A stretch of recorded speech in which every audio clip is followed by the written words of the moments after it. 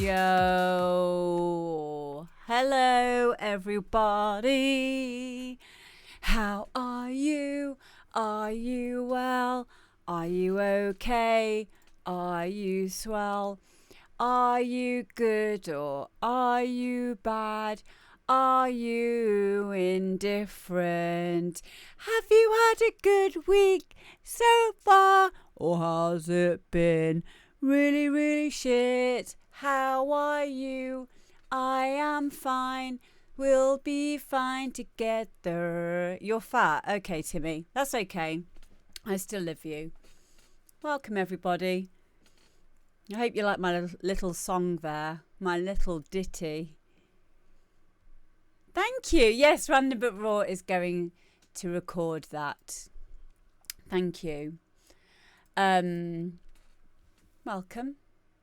It's always an awkward one, isn't it? It's like a comedian trying to start their set, but less funny and more awkward, which in turn makes it funny. I have a lot of coffee here because we've got a lot to get through. And as some of you will know, I do have a very special guest with me today. My very special guest is none other than Random But Raw. I'm going to bring him in now because I've taken enough of your time. Here we go. Here he is. Hang on. Can I hear you? I know I need to unmute you, don't I? Do you remember when I muted you? I need to unmute you. There we go. You can speak now. Can we hear you? Why isn't it working? What have I done? Hang on.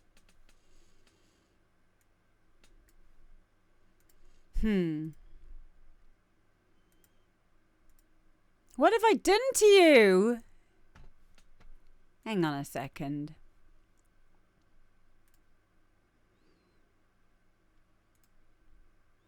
Yeah, I've unmuted you my end, so it should be working.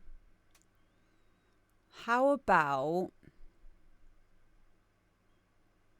He's typing something. What are you typing? We were making a joke earlier about this kind of stuff happening. I do break things. This is true. Hi, Denzillo. Hello, Ollie. How is your new house? Excuse me. Yeah, the source in OBS should be desktop, but I'm just going to double check it because it has changed. Desktop, yeah, it's on desktop. So I'm just gonna re-add you. Hang on a second. Hang on, I'm just gonna invite him in again.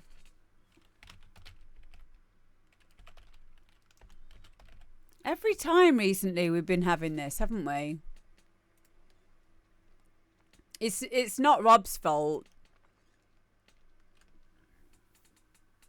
This will be me.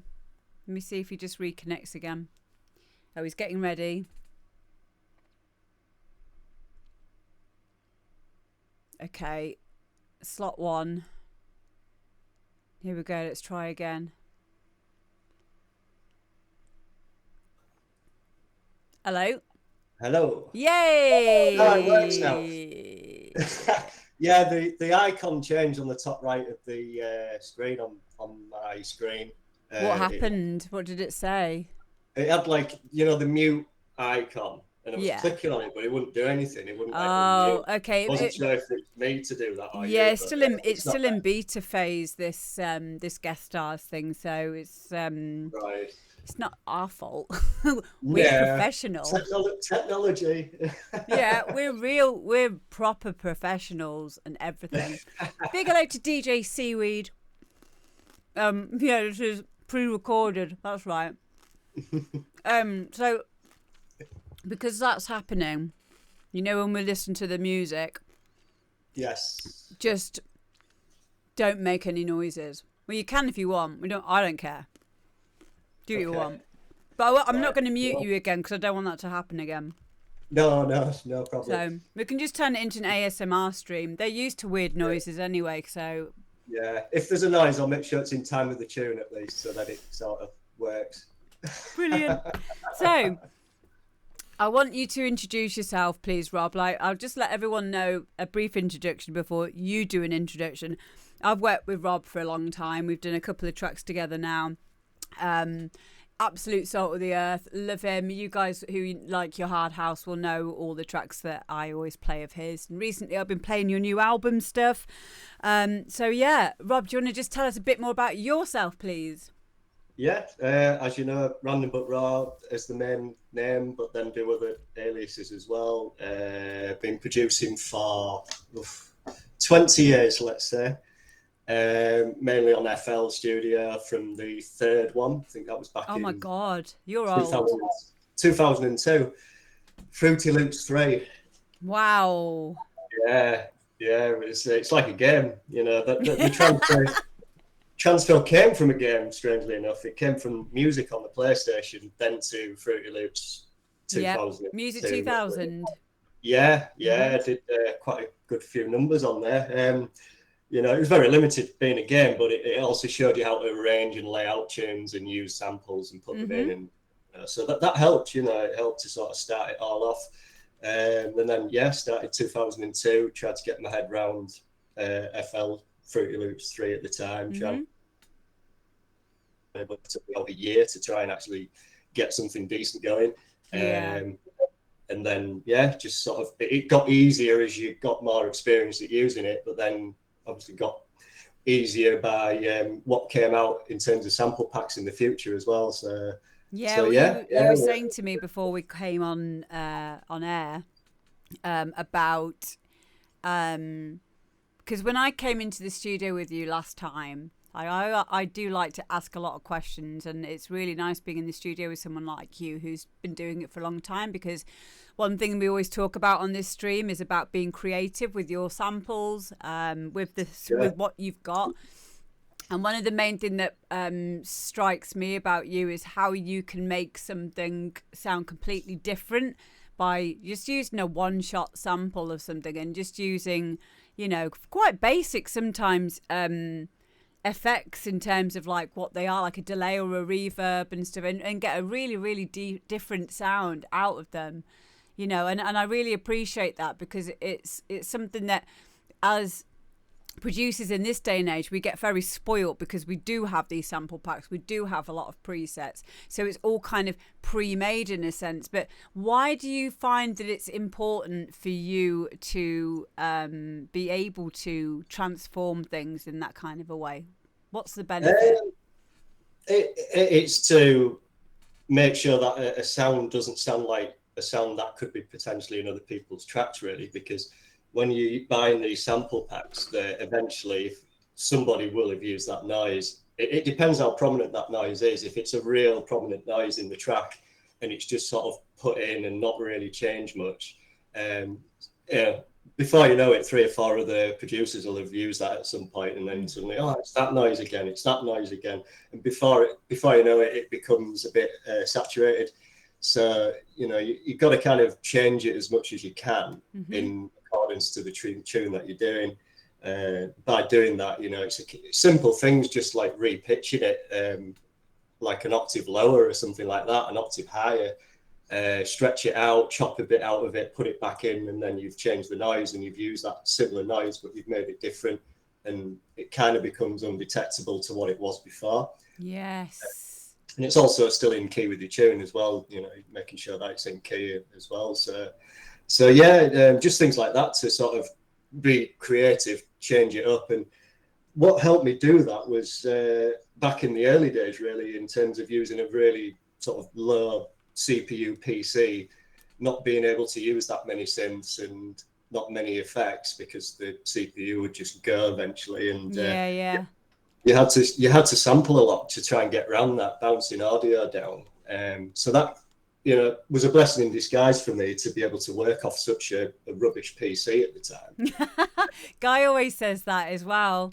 And Mm. also, like with my first production PC was Windows XP, Mm. 32-bit. Wow. And Right. so, Yeah. oh no, I think, did we get 60? No, it was 32-bit at the time. It was 32-bit. Great. Then, yeah. There's. But I remember for a long time, like when everything went over to 64-bit, it was Mm. still a number of years that there was this crossover point where a lot of us had 64-bit versions of Fruity and 32-bit versions of Fruity Open in order Mm. to use the old 32-bit plugins. I mean, I know we do have Fruity is very, very good with its like Fruity wrapper, and Yeah. bridging to be able to do that. But it was always an extra click, wasn't it? Yeah. To get Sure. it to work, unless you wanted to be fancy and make a patcher out of it, then you could kind of get Yeah. around that. You Um, can. Yeah. Yeah. yeah, so that's kind of like the way that I used to do it for a while. I know, so I used to have my 64-bit and my 32-bit for a long time, but now that everything's 64-bit and we've got like 32 gig of RAM, and but the thing is, it's I think this is still true that a VST only utilizes, I think, a maximum of 2 gigabytes of Mm. RAM anyway, doesn't it, per VST? So it's not as if like you need all of that RAM. So like when people talk about upgrading their machines and stuff, like that's probably not one of the main ones to really be considering. Would you agree with that? The RAM is more than enough now to contain, Yeah, well, what's currently out there. It depends on the sounds in the synthesizers. If you're using making pads and strings and things with a lot of reverb and delay and things, then that could shoot up the CPU. But a lot of sounds on synths, even the current ones, the computers now should handle it like a dream.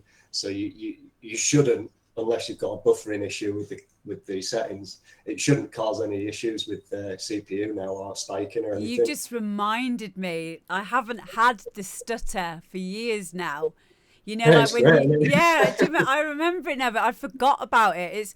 This is similar to forgetting about the dial-up noise when we go on the internet. Like this is Yeah. what it was like, when you put, like you say, it was when you had loads of reverb or loads of effects and stuff, and your computer, your CPU, right at the top of FL, it has Mm. like the red bar, and then it will just go into the red, and everything will just go.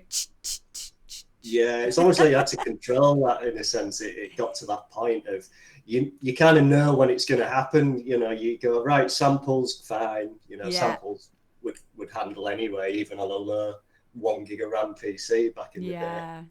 I But quite once you liked start, that though, about the learning process of, and this mm, is why it's all so relevant, and we always bring it back to limitation breeds creativity. Like when you're limited in your samples, like you've explained there, you find ways that you can be really creative with what you've got. Guy's another example of that as well. And mm, then also you've got being creative, or being skillful or knowledgeable when it comes to our PCs, how to get the best out of it. I mean, it's really, yeah, really, it'd be good practice for everyone to understand about buffering, sample rate, dithering, perhaps, all these kinds of things that will allow you, and RAM, possibly GPU in some instances, because a lot of stuff's quite like fancy, and how yeah. to take all of that Graphics card away. is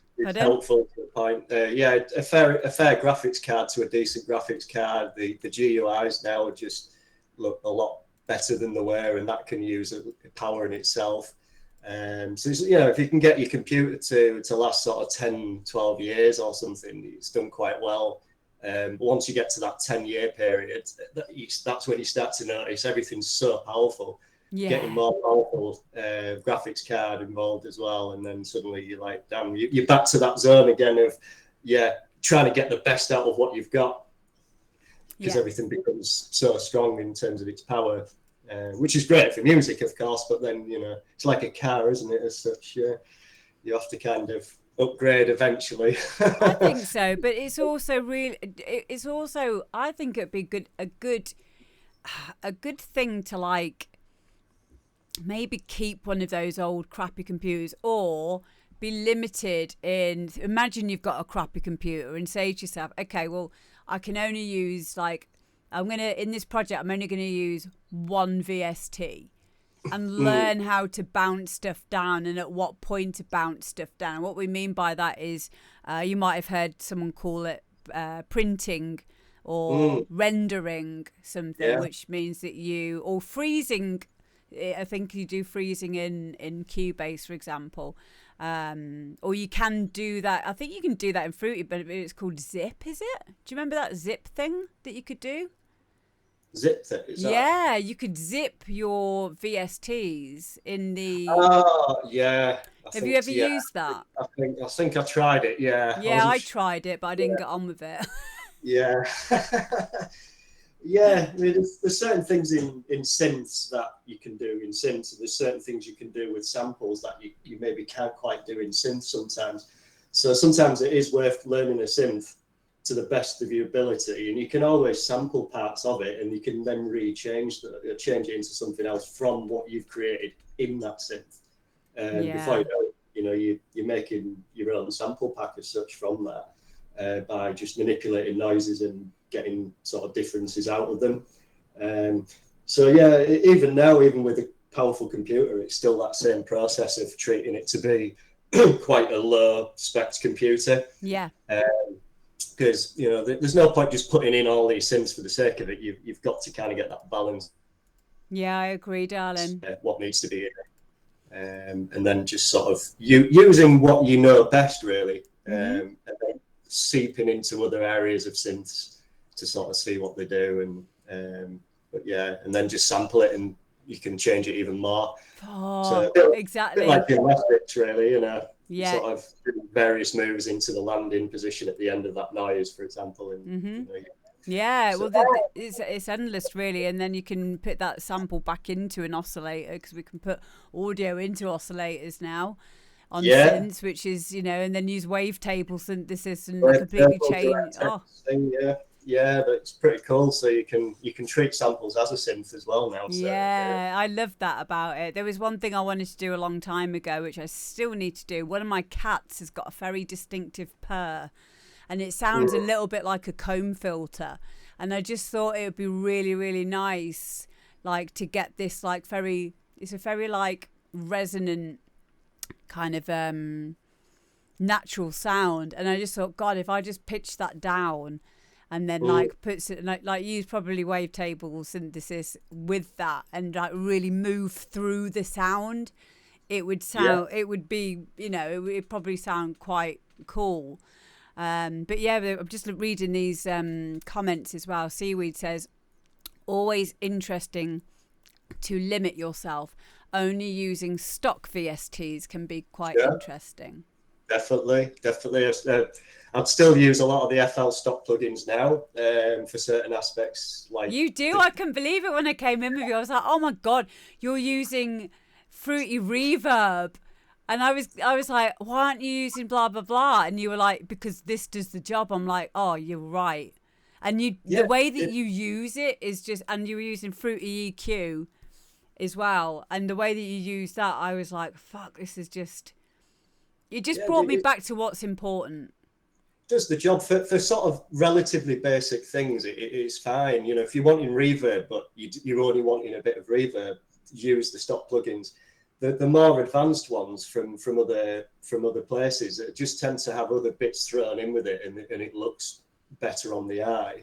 You might have a delay with a filter on it rather than just two separate ones and things like that. But even the FL stuff, like the delay 3, it's got high pass, low pass in there and stuff now. So you don't have to assign a filter to that. You can get it two at the same time. Exactly. So yeah, they do. What was that? Some EQ, I think the Pro EQ, Fab Filter Pro 3, that's more surgical, so you can kind of really get deeper with that. But for most of it, just use the Parametric EQ FL plugin itself. Yeah. Yeah, if it does the job, then there's no point using, and the thing is, when we have all the fancy stuff, there's still stuff I'm finding out about Pro Q3, for example. For those of you in the chat who do use FabFilter Pro Q3, there's even like a little piano roll that you can open up on it, and so you can like find a frequency by the note, which I didn't know about. And I found out a few years ago about dynamic EQ, and that changed a lot for me, starting to learn to use dynamic EQ and mid-side EQ. That all of those things are, I'd say they're a bit more advanced, but they if you're at the stage where you understand all the basics now and you really want to shape sounds and get stuff sounding good in the mix, those are the areas where you should be looking at. What do you reckon, Rob? Definitely, yeah. It determines your track from being good, very good, to being really good. So by doing those little things, as long as your ideas are good, it's fine anyway. You can have sort of imperfections, but by doing those little things like mid-side EQ, just little tiny things, it just helps that clarity a bit more. And you know, when you hear it sort of back and you do those techniques, you realize that there is a difference between that and not doing it in your earlier stuff where you didn't 2 years ago, and you realize that's where your sound quality improves as well. So yeah, and isn't that a wonderful journey to have, though? absolutely, there's all these little things, as you know, not straight away. I wouldn't sort of say to anyone new to sort of start delving into that, because it can be a bit too much. But once you get to sort of able to lay it out, get a good sound going, get some ideas in there and get it working, over the years, you then want to start going into the more stuff like that, and you just get that extra sort of 10-20% quality into your music. Yeah, totally, babes.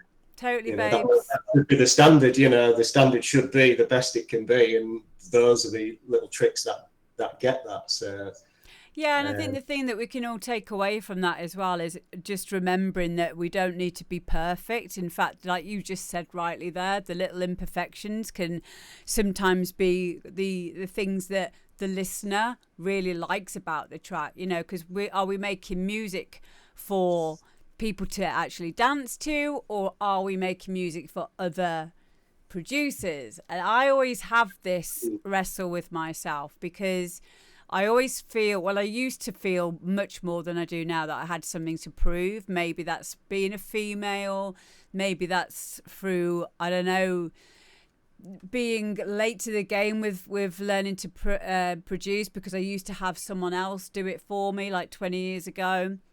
For whatever reason, it can sometimes have an effect on why I'm making music.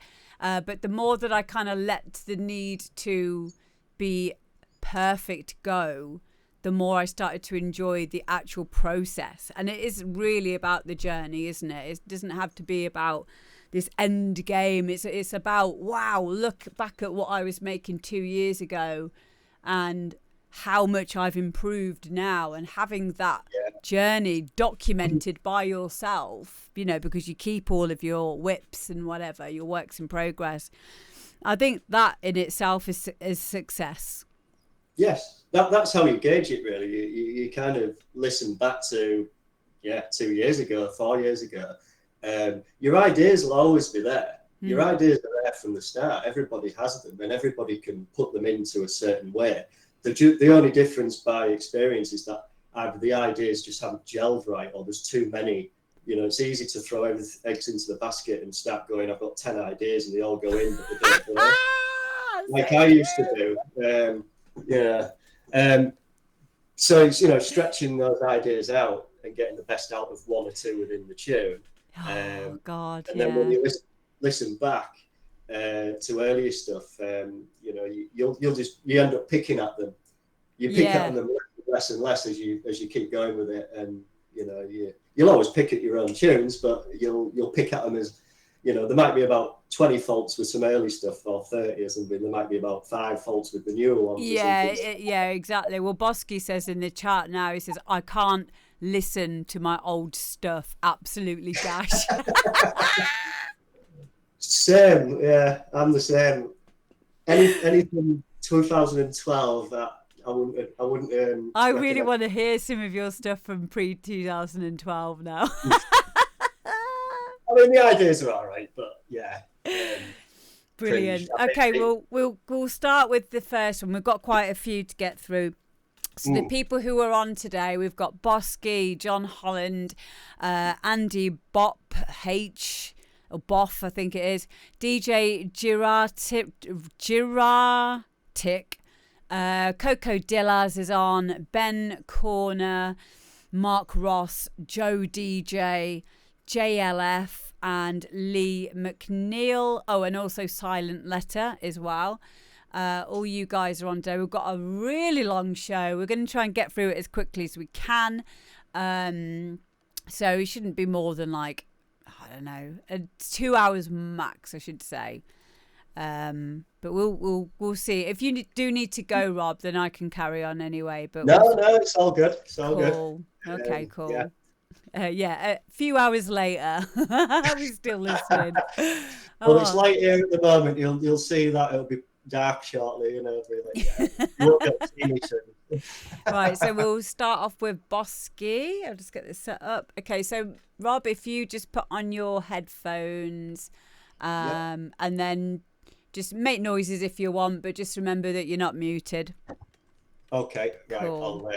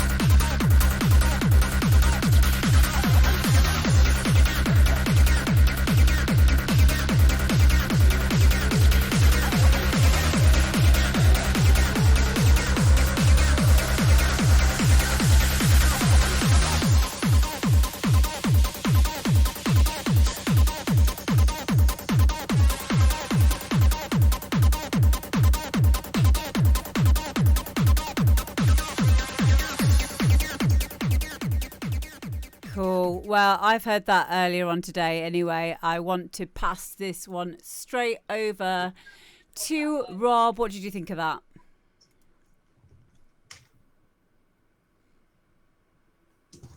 What do you think, babes? Oh, hello, can hear you now. Yeah, yeah. Overall, really good. The energy levels was exactly how I would like to hear it for those kind of tracks. The reason for the energy being at a good level is for the key of the bass line, the rolling effect it has, the acid line going, and then after the break, especially when it kicks in, key changes and it carries on and it goes forward without a lot of stuff going in there to carry it forward. Yeah. So less is more, and that's how it should be. So there isn't like loads going on after the break, but it retains its energy really well by these little changes and the key changes, especially that happens to sort of drive it on towards that end bit where you start mixing out. So yeah, I really liked it. There was a couple of little small things, volume levels, mix down things. I think the acid line would need to be up a little bit more, a couple of dB. Stereo imaging slightly, just so it's kind of hitting left and right as opposed to being centered, things like that. Oh, nice. Small things, really. I mean, the simple solution is turn it up by 2 dB, but I'd maybe stereo slightly just to give it a little bit width to that. Yeah, that's a good idea. What about when you can do that, but you can do it multi-band, so you could keep like the bass of it, the bass being a bit more solid, but then do that on like the sort of mids and the mid highs. Yeah, because you got the Hoovers going on, so the Hoovers kind of has its own room, but then the acid line would have its own room as well. So they kind of play off each other a little bit.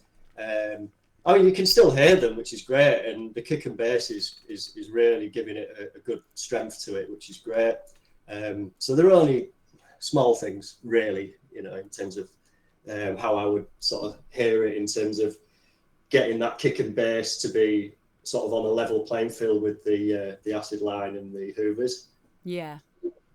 Well, I think that's really good advice. I mean, Bosky's been he's been on this show now for probably 2 years, and from his earlier stuff to the stuff that he does now, like the change is amazing, and also his trance stuff that he does as well.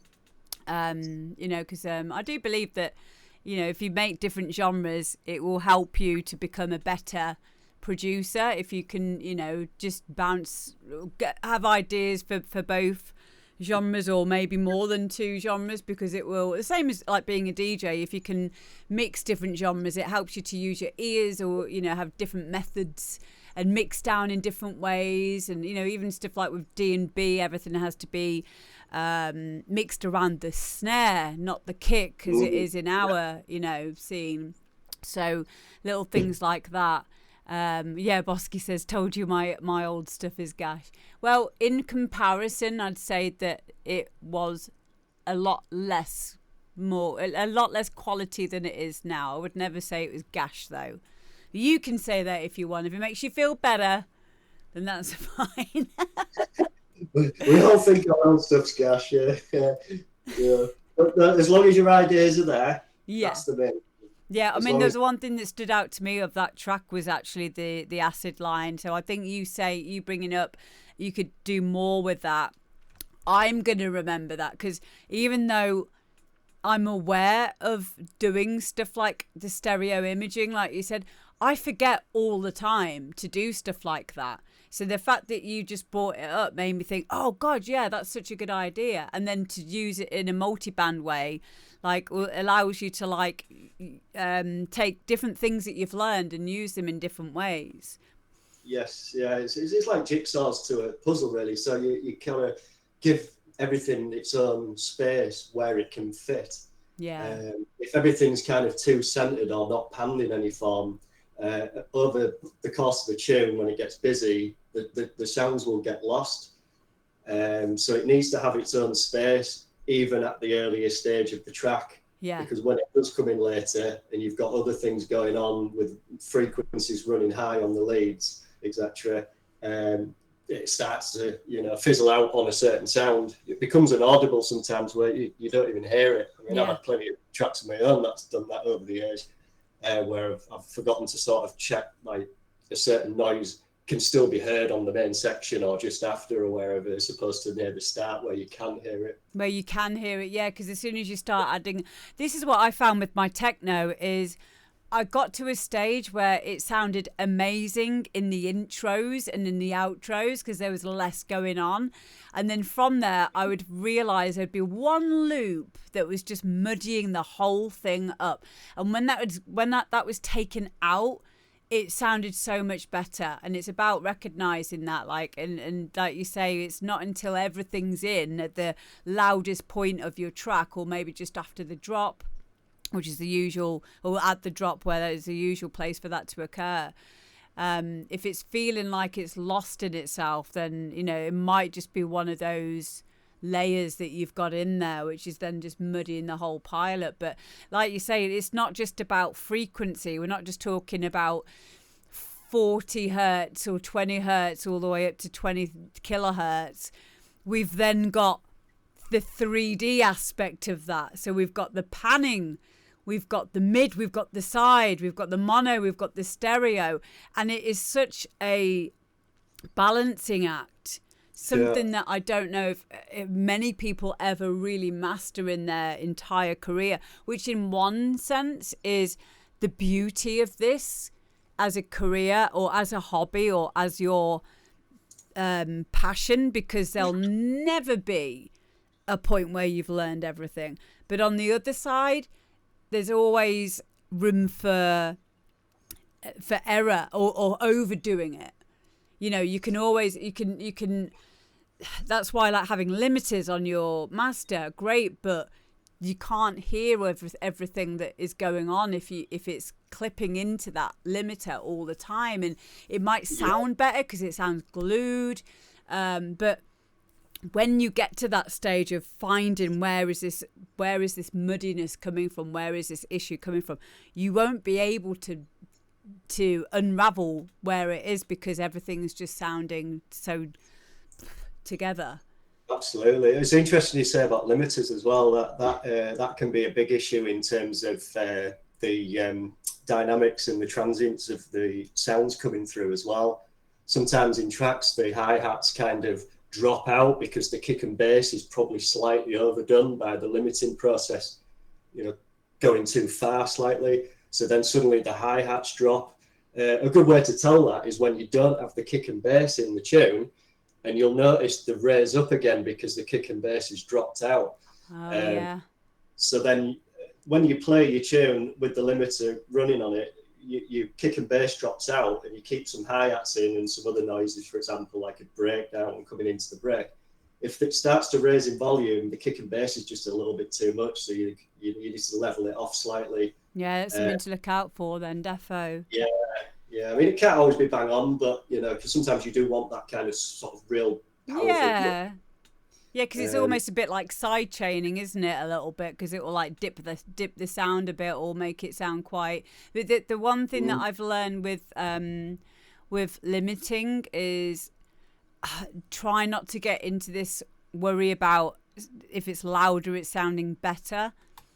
Because definitely. There's a few tracks, even from people who should know better, where they've rushed the limiting after they've made the track, and I've gone to one of the louder parts or when like everything's in and it's crunchy, it's distorted, but only in that moment. Yes. And I've often I've said to Guy, I was like, can you just come and listen to this tune for me, because I don't know if it's just me not hearing this right, or why is it sounding distorted, because this is a well-known producer, they should know better. And Guy's just said, this is just a learning curve, this is just what people do, they don't hear that, they're more concerned about it being loud than they are about it being crushed on those areas where it's the loudest. Absolutely, yeah. It's a totally different ballgame when using limiters. It can make or break your track essentially. Like you say, you can make it louder, but all the loudness war and things like that. It doesn't always make it better. It can actually ruin the dynamics when overdriven. Yeah. So it's all, finding the sweet spot. A good way is to, use a limiter on your track and try and get it the best you can, save that as a preset, put it onto your next tune when it comes to the limiting process on your next one. So you're giving it kind of an even. Oh, that's a good idea. So you're not sort of like treating one this way and one that way. You're kind of writing in the same way as you normally write. You're putting the limited process on that you've created by finding your own sweet spot within one tune, and then using that technique in the next tune. So you've saved your own preset. I love that. No, I like that. It's a good idea. It might keep things more uniform as well. Yeah, you'll get the same give or take a little bit. You'll get a very similar volume in all your tunes that way. You're not having to gain up, gain down slightly like some tracks can be, even your own tunes. I mean, I've had tracks of mine where they've been sort of one's a bit louder than that one. But over experience, you realise, just use the same sort of preset that you've created into the next tune, and then you'll get much more of an even balance when you mix it. I'm going to try that. I think that's a great idea. At the moment, I'm the same as Cocodillas in the chat there. Says when I'm making a track, my master bus is always empty. I can hear more there. I'm the same, and that wasn't even something that I planned to happen. I just felt like I didn't want the limiter on because I wanted to hear everything anyway, and I work quite low. Not too low, but I work quite low anyway, so it's never really hitting anywhere near the top of the limiter. But I mean, if I need to, I'll. I don't even think I've used a compressor for years. Yeah, probably individual noises in case. Maybe, or maybe in the synth itself, I might have used a compressor like within the synth, or like I use Phalanx a lot now for as my main sampler. And that's got like I think that's got an inbuilt compressor, or it's got, well, compression is a volume envelope, isn't it, at the end of the day? So like if you can shape your sound, I feel like the need for putting a compressor on everything, for example, which some people can get into these habits of feeling like they need to have a compressor on everything. It won't matter. It won't come into your thought process, which again goes into shaping your sounds, which then again goes into being able to hear those sounds in the first place. Yeah, exactly. It's only there if you need to use it, and like you say, some can overdo it a little bit, and some can just put it on everything, which is no bad thing. But if it's depends what effect it's actually causing to the noise itself in conjunction to everything else going on.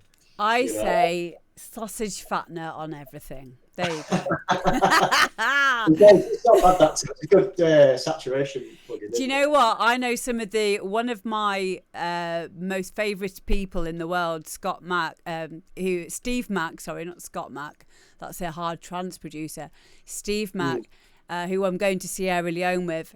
I have seen him use sausage fattener on his master bus, and he uses 1%, just a tiny little bit of it, just a tiny little bit, because it is a good plugin. But yeah, I was joking when I said sausage fattener on everything, but maybe you could put 5 sausage fatteners one after the other, and then see what it sounds like. Yeah.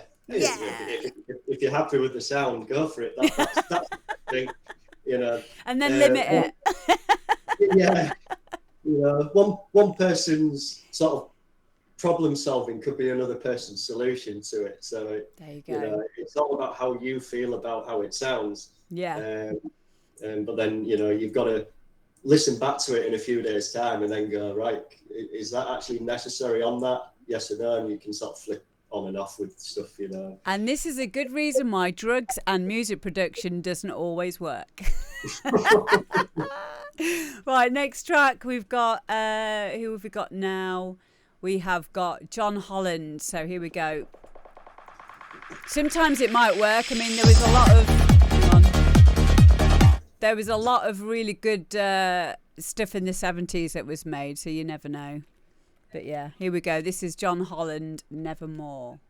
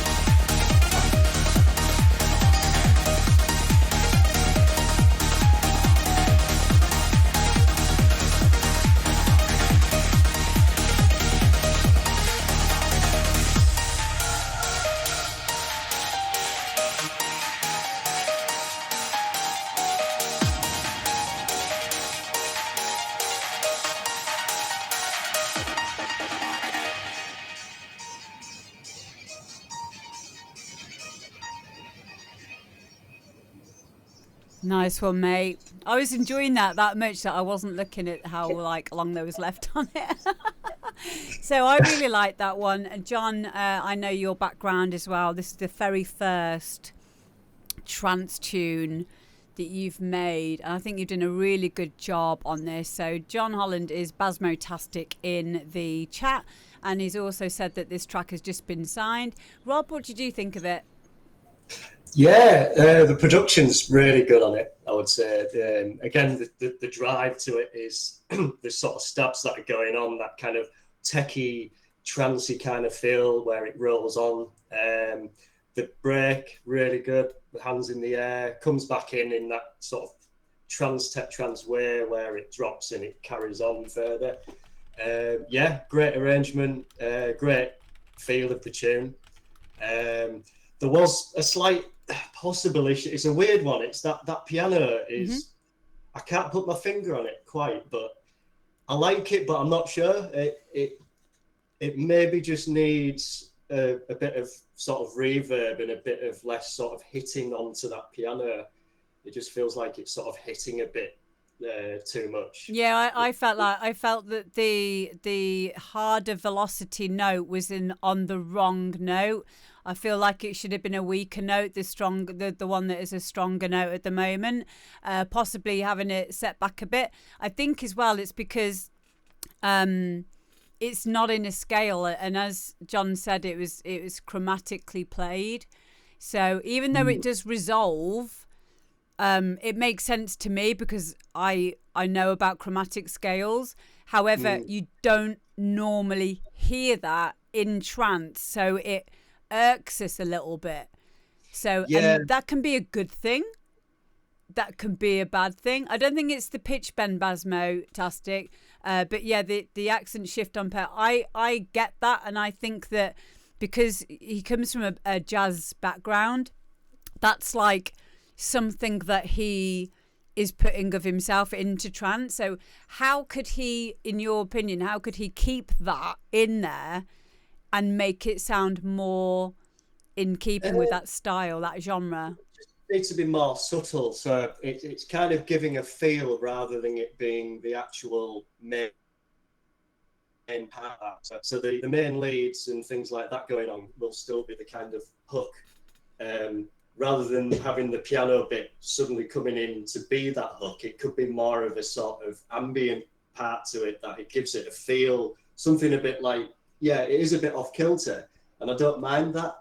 But sometimes it just needs to be a little bit more subtle, and it's there to give a sort of unorthodox feel to it, rather than sort of a bit too much in volume where it's kind of, it's that balance between it's slightly off, but it works at the same time.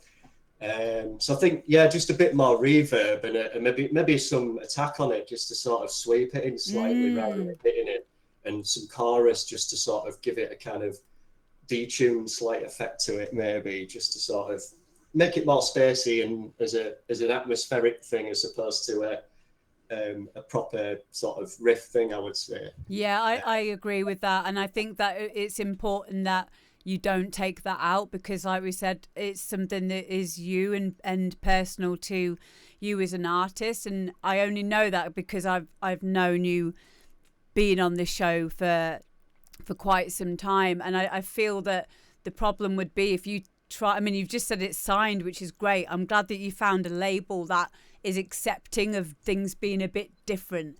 That's really important, because my worry would be that someone would try to suggest to you, or what's the word? Someone would try to convince you to take that out just because it's not normal for this genre. And I think that if you can find a label like you have that is okay of that, I think it's a good thing because you're obviously a very good producer, because as Rob said, the rest of the track there as well was very well produced, especially for a first trance track as well. Yeah, the production's brilliant, really well produced. I can't fault it in that respect. I would say that, I can see why label have signed it because of the quality of the track itself, and everything about it. But yeah, that uneasiness is what's been mentioned in the chat there. That's great, I think, but it just needs a little bit more finesse on it, just a tiny bit, Yeah. just to feel like more natural within the tune. It just feels a little bit like it's kind of there. Yeah. They're supposed to fit into it on an atmospheric level slightly more, but still being audible and standing out, but just sort of, it just needs to feel slightly more natural within what's going on Defo. while still having that uneasy feel. That Yeah, would be. definitely. I just want to say a big shout out to John Reader as well, who's in the chat, who said that he recognised your voice, Rob. Yeah, all right, John. Good to And be also on the Harrison J is in, M Series is in as well, who's also been on the show before. Big hello to Yes. you too. Next up, we're going to be listening to Cocadillas. Cocadillas has been on the show before, and just makes some amazing top end production shizzle. We're going to listen to it now. The thing is, though, it just amazes me how good a lot of your stuff is out there. And how little followers a lot of you have. It's a shame, but if there's one thing that we want to do on this show in our little way, whatever we can, is to get you a bit of a just to show you off a little bit. These obviously go out onto YouTube afterwards, so feel free to use them in any show reels and things like that. Help you get on labels and stuff. And this one, though, I'm sure this one's been signed already. This is Cocadillas, who is in the chat as well. So let's have a quick listen.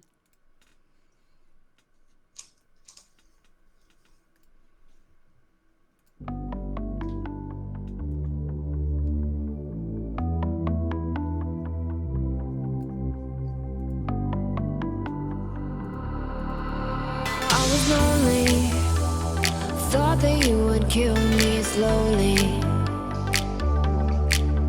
I was broken, mad I left my heart wide open for you. But I'm so glad, 'cause you changed me, now I'm all brand new. You hurt me bad, but you saved me now, I see right through. It's 'cause of you I fell in love with me. Ooh. It's 'cause of you I wouldn't feel the way I do. It's 'cause of you.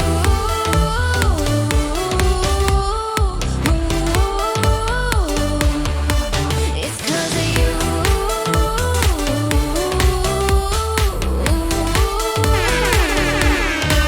It's 'cause of you. It's 'cause of you.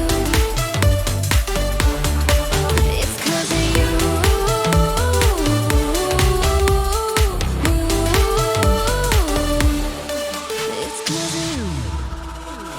Sure, you let me down, but then I got a fresh beginning. So much better now, so I thank you for every minute. But I'm so glad, 'cause you changed me, now I'm all brand new. You hurt me bad, but you saved me now, I see right through. It's 'cause of you I fell in love with me. Ooh. It's 'cause of you I wouldn't feel the way I do. It's 'cause of you.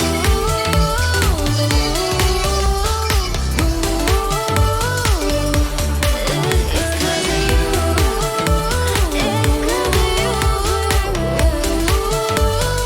you. It's all 'cause of you. It's all 'cause of you. It's all 'cause of you.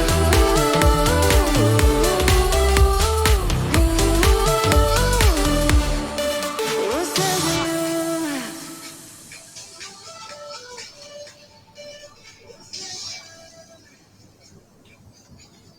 How amazing is that? Wow. Cocadillas take another bow, another banger. Yeah, and if you guys can please go and give him a follow on YouTube. I mean, I was so surprised when when he sent in a track. Probably, I think the first time we had him on, it was maybe about 2 months ago, and I was like, "This is sus. This has got to be someone like this. Can't be his stuff because it's too good." And we've had years ago we had someone on and we just mentioned it in the chat now, someone called Jeffrey. And this guy basically what he did was he was ripping loads of like old like electro house stuff from the 2006 and stuff and like these weird remixes and passing them off as his own, and they were quite obscure but they weren't too obscure. But one of my regulars recognized one of the tracks that I was playing that he'd sent in. He'd sent in like 5 or 6 of them. And I kind of like, I felt that this might be too good to be true because all of the production was different on all of the tracks. So there were 5 or 6 different tunes that he was sending in at a time. And all of the mastering sounded so different on each one. It sounded like they were different eras. And then that should have made me question it. But it was very early on in doing this show. And I didn't think for 1 second someone would try to pretend that they'd made their own stuff. And this guy did, and it wasn't until like we were listening to one of them and someone else in the chat said no, that is a, I don't know, Benny Benassi remix from like 2006. Well, and so on this stream I got Shazam out and I listened to it and I Shazammed it, and lo and behold, then we played it on the stream while he was in the chat. He was still in the chat and I was playing the one that he sent me and then the original, and it was exactly this. There wasn't even any, like, he'd not even tried to make a mashup of it or anything like that. It was the same track. So I listened to the next one and the next one, Shazammed it again, and in the chat he was going, no, it's me, and we listened to it and we're like, no, it's not, these are original. And I found them on YouTube, and yeah, that's where the saying is now. We have a saying on the show, don't be a Jeffrey. And so going back to Cocadillas, when I first heard this stuff that he was showing me, I was like, damn, this is so good. It can't be true. But it is, because then I asked him a few probing questions. I asked, what were you using in the studio? What are your favourite synths? And what he's been saying, he's been active in the chat as well, and he's saying all the correct things. He is 100% legit. But yeah, it's because his music's just so good that everyone was kind of like, what I was in the beginning. I was like, do you remember that, Cocadillas? Yeah, so like we were a little bit like unsure to begin with, but he's legit, and I really want you guys to go and give him a follow, please, on his YouTube and get his name out there. I'm really glad that you are getting signed and you are getting the recognition, and because your stuff's just so good. But yeah, that's where the whole Jeffrey thing comes from. So Rob, what do you think of that? The production values are brilliant. I mean, that's up there with, you know, what's currently out in the EDM genres at the moment, with what's out there in terms of the really big labels. So I can't fault that on that front. It's got a catchiness to it that'll appeal to quite a lot of people. If I played it to my daughters, we're sort of 9 and 7 year olds, they're quite into that dancey stuff at the moment. I've heard a fair bit on, you know, YouTube, on various sort of people's YouTube videos, and it has clips of the sort of EDM sound, and it reminds me a lot of that. So yeah, it's and the keys, you know, are brilliant in it. That it's got the perfect kind of, you know, those kind of familiar keys where a key changes from this, that to the other. Mm-hmm. Obviously the vocals are probably meaningful at the same time. So yeah, and the vocals stand out as well, because when using vocals and putting your own music into it to create that effect, the vocals do need to sit right, and they sit perfectly, so you can hear it all, and you can hear all of the bass, the little sort of swings going on in the tune and stuff like that. Yes. So there's no faults on the production or anything being out of tune or out of key in that. It's perfect on those fronts. Yeah, and I do love it when I get a Coco de las track come in, because it helps me to see, like, no, this is like where you want to be getting to. Sure. Production wise, and also I want that to be the case. I want people to feel that I want this platform to be praising not only the people who are getting better and who are just starting out, but also the people who are at that level. Just because you're good at something, it doesn't mean you shouldn't have people pushing it. If anything, this is the time when it should be pushed further. So, I really want this to be a place where more well-known, not even well-known, more experienced producers can also come as well, because we all need an extra pair of ears at points just to listen to stuff. And it's also good to know, just to remember, you are doing something good, because otherwise it's just you in your room doing it, and maybe getting it sent to a label or whatever. And it's just nice sometimes. It's nice for us to get a balance of stuff, and something to strive for, as well as helping each other to get better as well, is what I'm saying. But yeah, well done, mate. Really, really appreciate you sending that in. Next up, we have got Andy Boff remix of Ali and Fila, Where to Now. So I'll just set this up. Just remember, Rob, that we can hear you on your vape when you're vaping, and me when I'm burping. So just remember, when we're listening, if it's in the breakdown, vape away from the mic. Oh, right, okay. I wondered what you were getting at there. We've got ASMR going off. It's me burping and you vaping. Yeah. Legend. Yeah. It's going with the music. It's all good. Right, okay, here we go.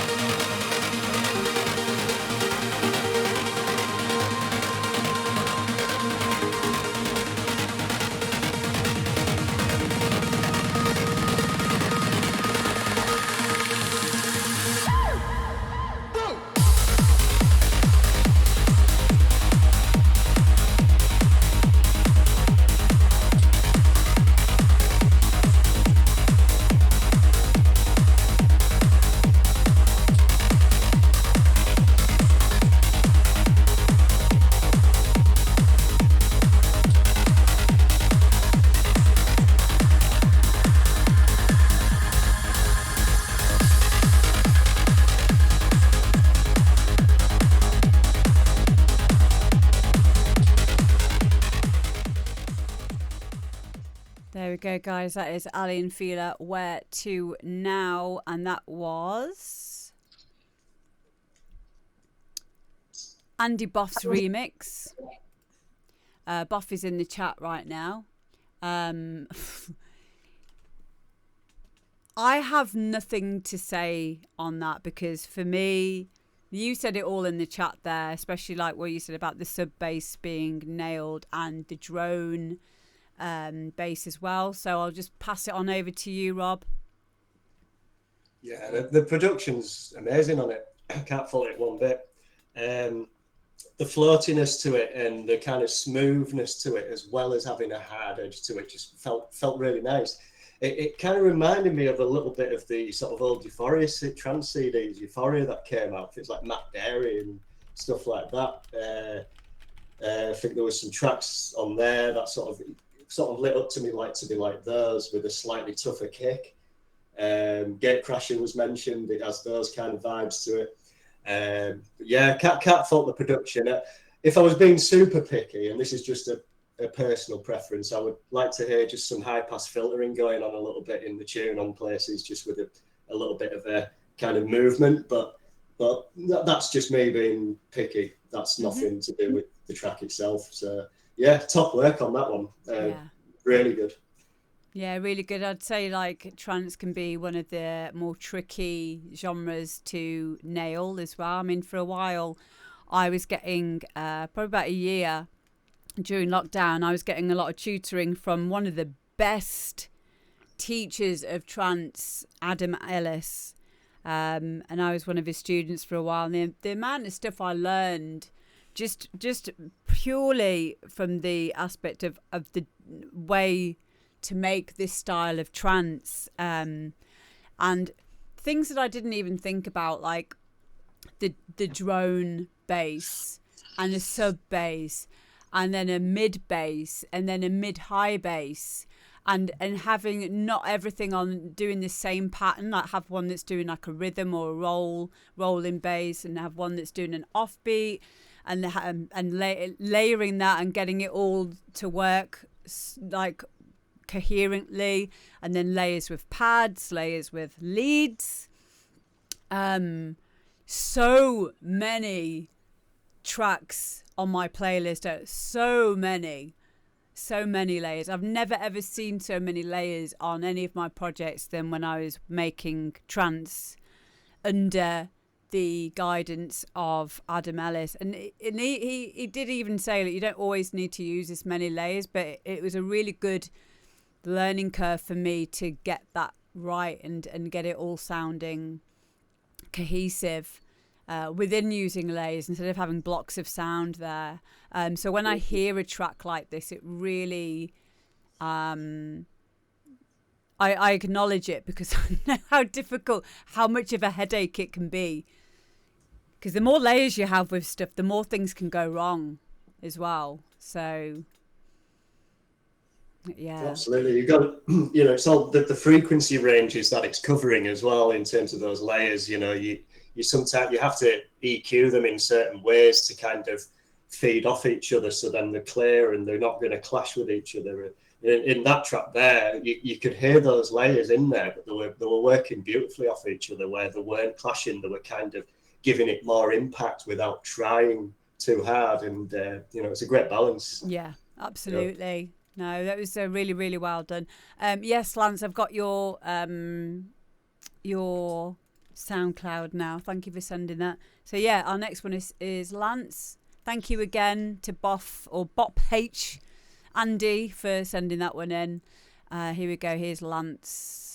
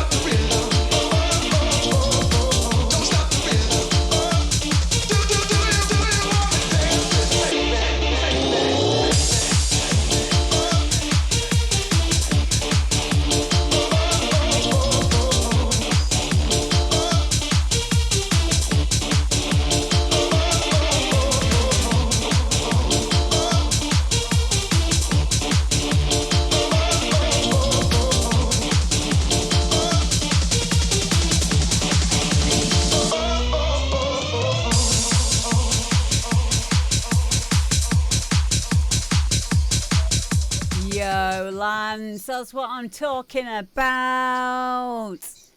Yes, mate. I really, really liked that one. One of my favourites of yours. I love the way that you. I love the way that you. I like the way you move.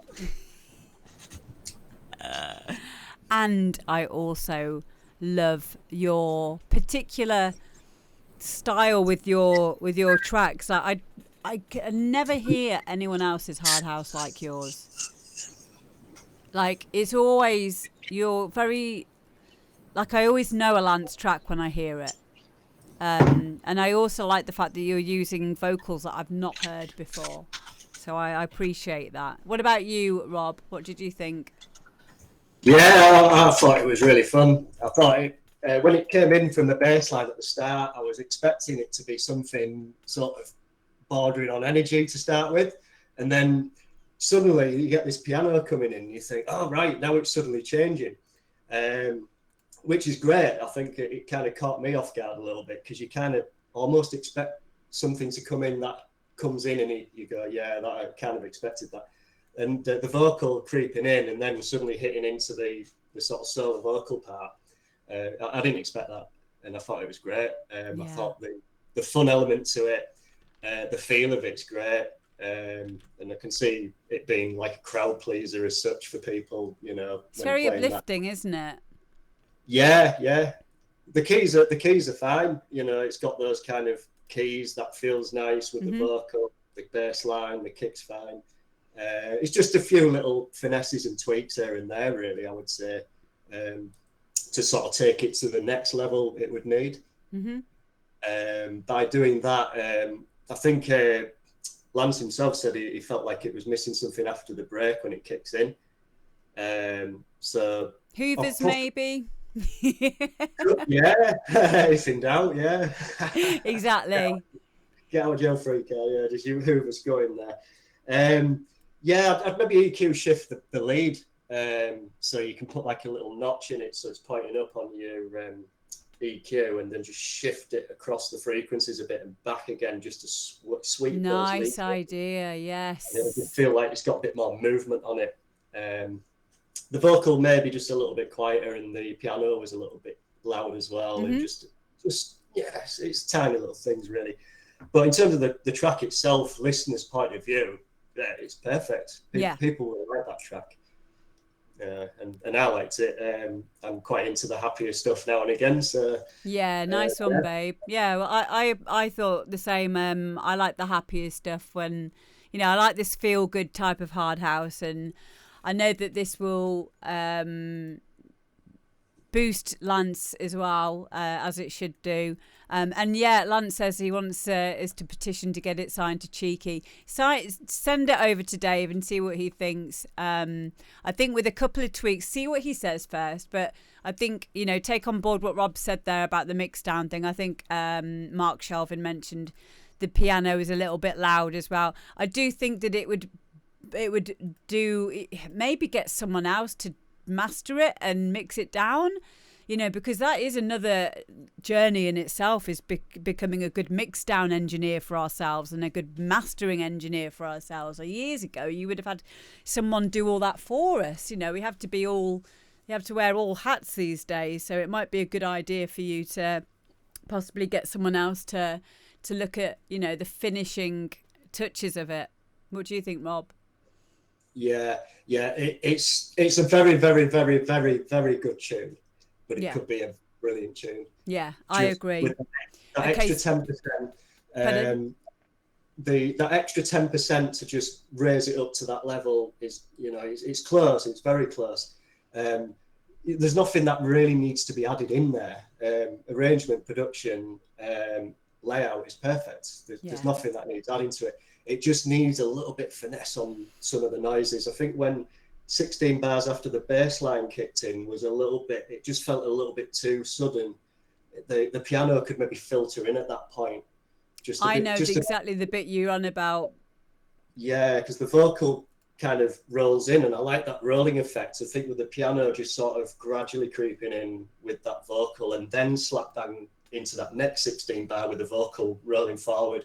it'll just give it a smoother transition into a more impactful next bit.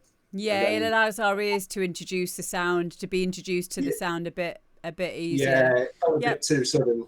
Just like, oh damn, it was a bit too early, or it was a bit too loud, and maybe just a bit of a smoother filter through that 16 hours after the baseline 16 kicks in.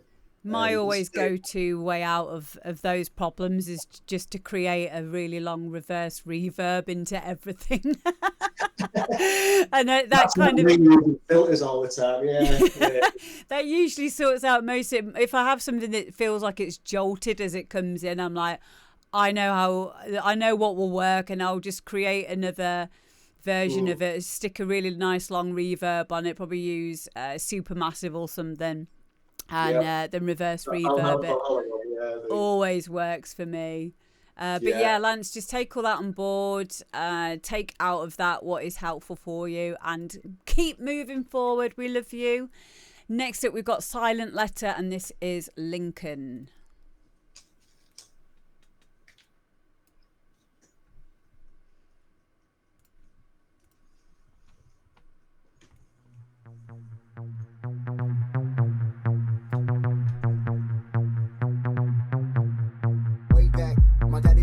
With an 8-track, way back.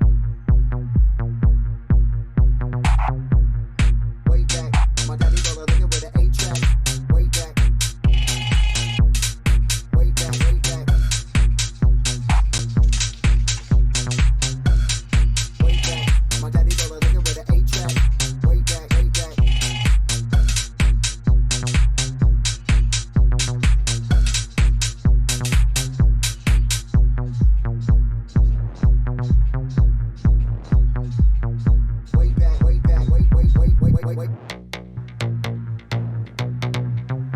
My daddy roll a liquor with an 8. My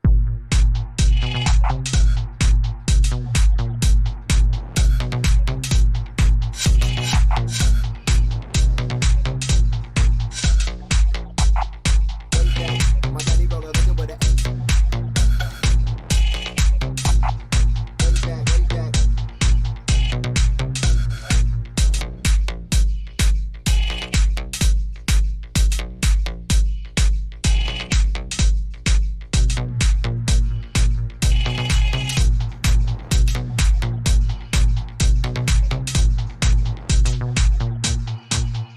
liquor with an 8.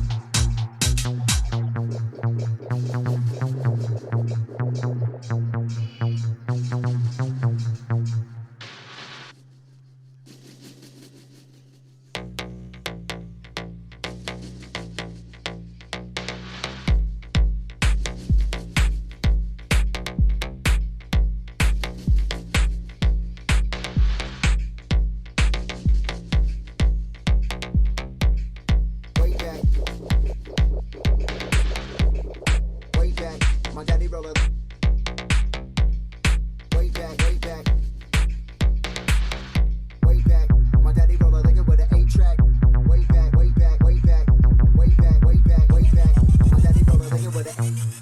Too much friction causes too much heat.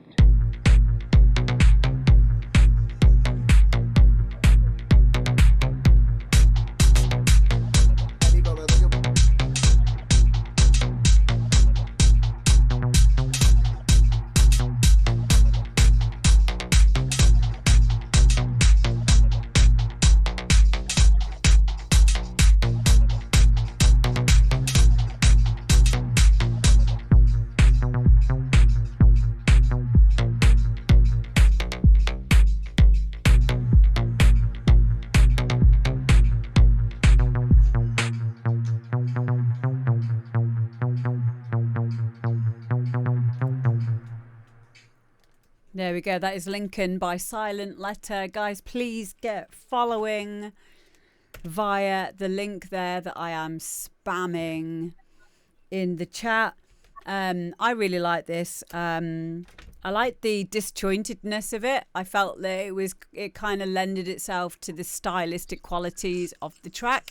Good quality samples that have been used in here. It has a personality. It made me feel a certain way, which is always a good thing. It kind of like had that sinister edge to it and kind of like, you know, like gangster kind of vibe to it. What about you, Rob? What did you think of it? It's weird, but in a good way. I do like bizarre sort of choices of sounds sometimes, and as long as it works within the scale or key of the tune, it's all good. It sounds like it's techno essentially, but it's got that kind of urban rap feel to it, like sort of how rap was maybe back in the 90s with some stuff that I used to listen to. I think like Wu-Tang Clan and stuff like that. Oh, yes. But it's techno at the end of the day. The snappiness of the hi-hats I kind of enjoyed, and the little bits of sweeps to it, and, you know, sort of gave it a nice groove to it. The only thing is that it didn't really have much of a direction. Maybe that's the purpose of it, you know, being techno. So from a mixing standpoint, it might require a few listens to sort of find where the best point is to mix in and out of the tune. I couldn't quite detect where there was going to be a point, but yeah, that is techno. Techno tunes can be like that. Yeah, they can be. And also I do find a lot of newer producers now, they're not predominantly DJs, so they don't make stuff for DJs. And so I actually find I have to make my own edits of stuff, or you'll end up getting, like, if it gets signed to a label, you'll have like extended mixes, etc. You know, which are now like the now that's like the shorter versions are usually like the main one now, whereas before we used to have the DJ friendly version being the main one, and then there'd be a radio edit. But things are different now, so you'll have like a DJ friendly extended mix, as they call it, and then the one that's around about 2 or 3 minutes for Spotify, you know, and it won't have that intro and outro. But yeah, I agree. I think that this would be again, this would be a good track to send to someone to master, because the sounds themselves are really good quality. It's, you know, sonically, it's using all of the frequency spectrum that we can hear very, very well. I think maybe learning to use more reverb, possibly, or learning to use automation, or using a bit more automation between the sections, reverb, reverse reverbs, that kind of thing. A few more little tricks and stuff will really help tie in the sections a bit more. Yeah, just little subtle things, maybe a bit more often, would just sort of elevate it slightly more. I mean, I enjoy repetitiveness, and it is repetitive, but it felt just like maybe just something else in there occasionally on certain areas, just to sort of feel slightly different to what's actually going on. A Hoover, maybe. Yeah. Just put Hoovers on everything. But yeah, I've been into techno tunes lately. But yeah, thank you so much, Silent Letter. And yeah, once again, massive shout out to you, mate. Please, guys, get following. Next up, we have got Mark Shelvin, who is in the chat right now. Hello to everyone who is joining us, who's just come into the chat as well.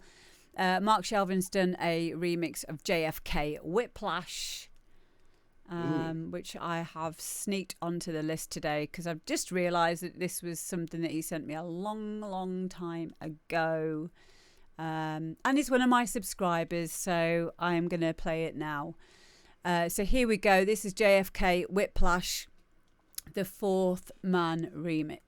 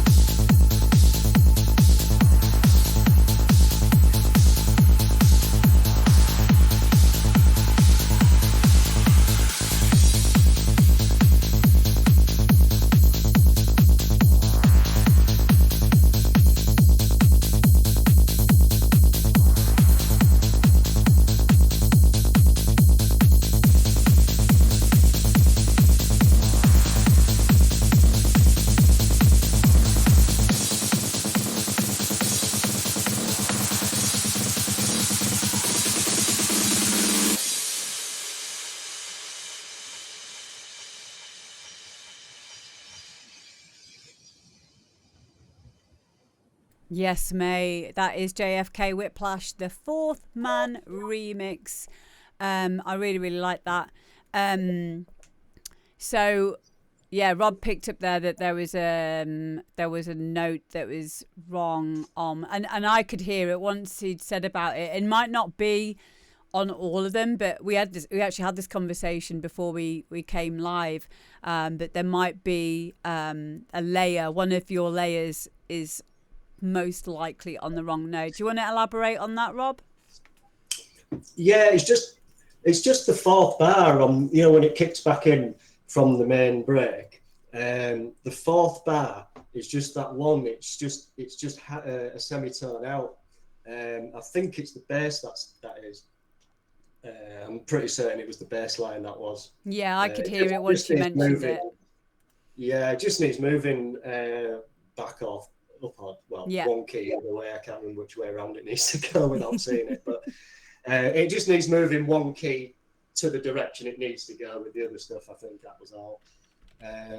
But yeah, I liked it because I'm a big fan of the original tune. It was one of those tracks that I played and hammered on vinyl back in the day, so I've got quite high expectations for hearing remixes of that track. So I'd say it's a very polished tune. The levels were really balanced and nice, and it sort of had a great layout to it where it did everything it needs to do.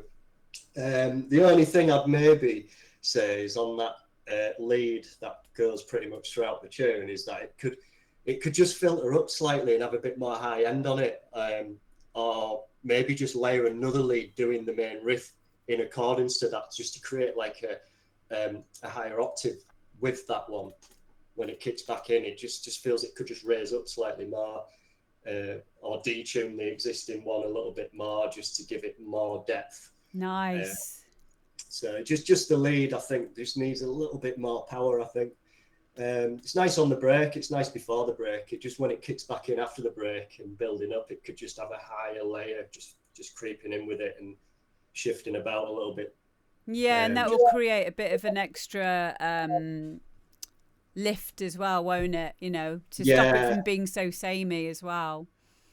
Yeah, exactly. So just a higher layer, really, just to complement the existing one on the main bit, just to sort of take it up a little bit more. But no, the production values are great on it. Yeah. Can't put that. It's interesting. There's no real clap in there. I'm always a big fan of hearing tunes that have enough power without using a clap. Hardly in the tune. Ooh, I didn't even notice that. Wow. Yeah, I think it comes in once just before the break. Strangely Mhm. enough, there. But there's no real clap in there. Hardly. It's not very loud, or there isn't one. But to still get that punch without having a clap is quite a hard thing to do, and this tune does do that. So, Yeah, and it's something that Guy always taught me to do was like don't just stick shit in if it doesn't feel like it needs it.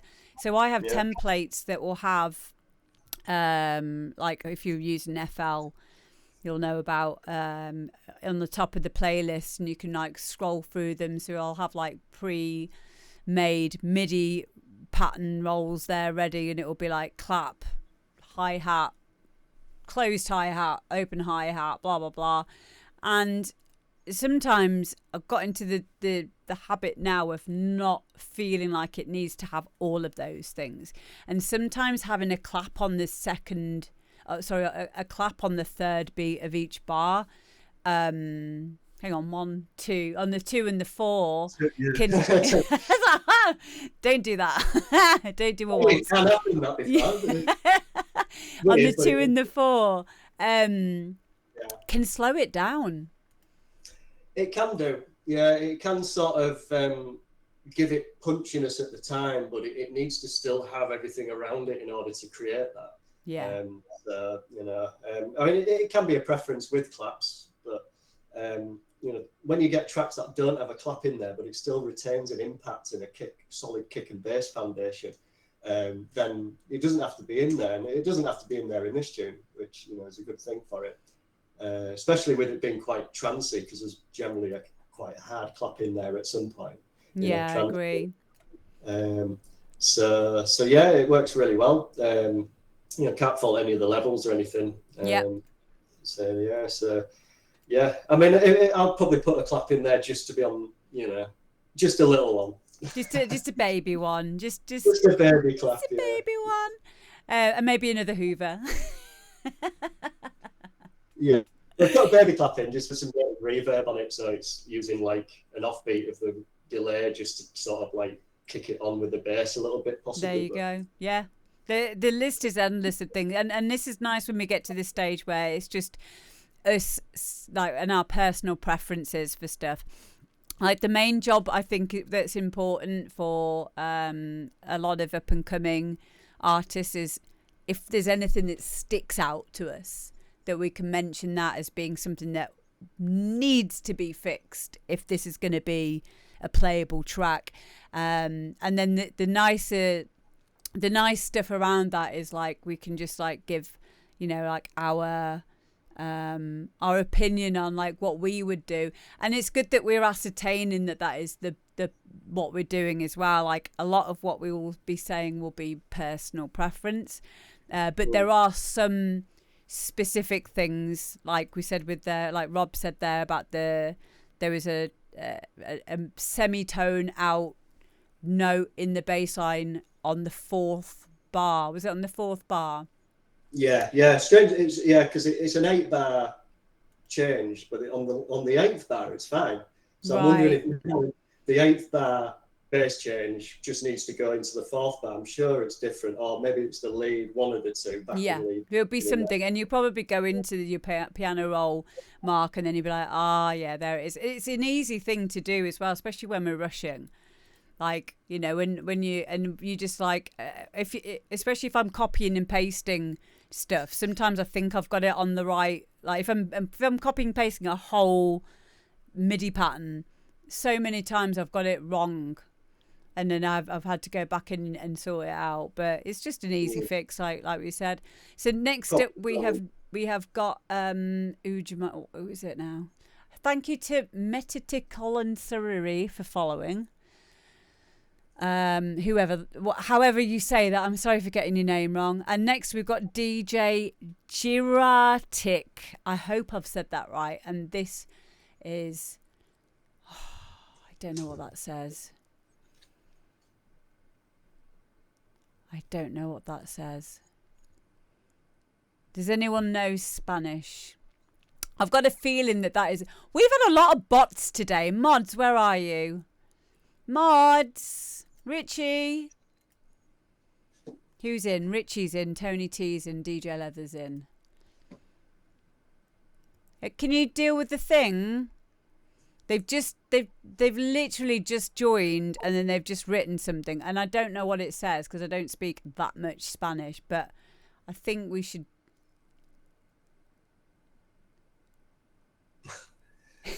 What does it say? Hang on, I need to read it. It says, I think that in my humble opinion, of course, without offending those who think differently, it is my point of view, but seeing a little more depth without fighting and trying to make everything clear, taking into... Yes, we did. You won. You made us lose time reading your comment. Yeah, don't ban them because that was funny. No, do you know what that reminds me of is I do this a bit on Facebook. Like when someone's done like a really shit video, I'll like write, me and my neighbours saw this and then we brought our whole village out to read this and we are so thankful for this wonderful video because now our lives are different and it's just silly. It's friendly trolling. But yeah, that's fine. Welcome in, whoever you are. Muchas gracias. Where were we? DJ Garartic, Boom Beat. Here we go. Let's have a listen to this one.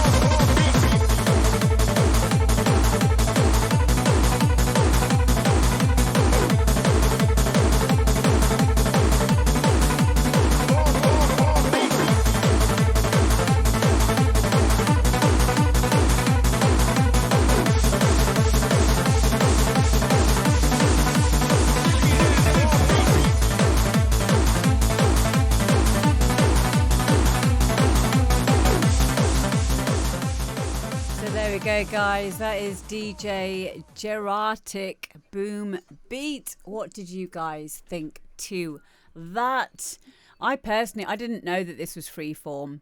Like, I personally thought it was, I don't know, like, I'd call it new energy, but I know Rob knows his stuff in this genre. So what do you reckon, Rob? And how would you place that genre-wise? Mostly freeform, kind of hard house, but not fast. It's too fast for hard house. It's kind of got that slight bouncy element to it, especially with like the hard style leads that were in there. I think I've used them similar to mostly on the freeform tip. I think is that 160 plus, isn't it? Yeah, 165 maybe. Felt like it anyway, but correct me if I'm wrong about the BPM. But yeah, I thought the middle section kind of outdid the main section a bit. That was my only gripe with it. The energy going into the break and the energy coming out after the main section was for me the best part, and it kind of outdid the main section. So therefore, I feel it just needed a bit more on the break and then kicking back in after the break. It just needs like another layer of leads in there. And those key changes of the bass that come in later on, I'll probably just put them on, throughout that part as well in the main section that comes in after the break. Yeah. Get that going earlier rather than just sort of towards the end. Yeah, and that's then you good advice. You can kind of kick on from that as well a little bit and just maybe add a little bit more to it just to sort of complement the lead. But I think the main thing is that main lead just needs another layer on it, doing maybe the same thing. Or just maybe filtering high pass here and there, something like that, just to sort of get it more energetic. A lot of freeform stuff will do that in tracks, and just a bit of movement on the lead as well, just to give it more. But yeah, punchy, kick and bass is sweet. Middle section's really good. Yeah, just the main section, just a bit more in there. Defo, I agree with that as well. So yeah, thank you very much, mate, for sending that one in. Next, we've got Ben Corner, and this is Interstellar.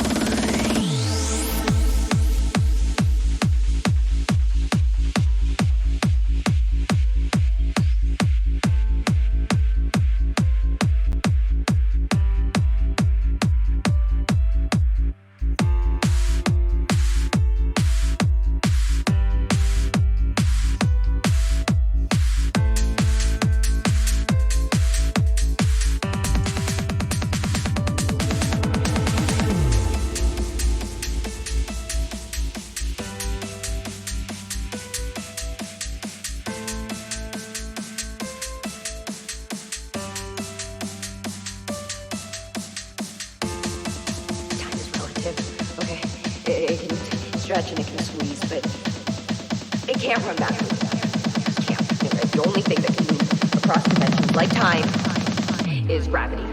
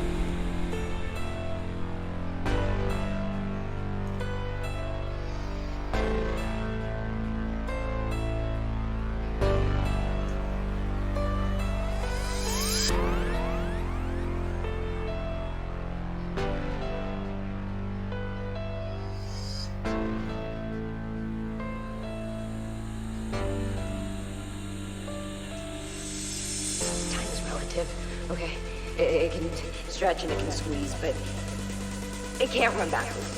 It can't. The only thing that can move across dimensions like time is gravity.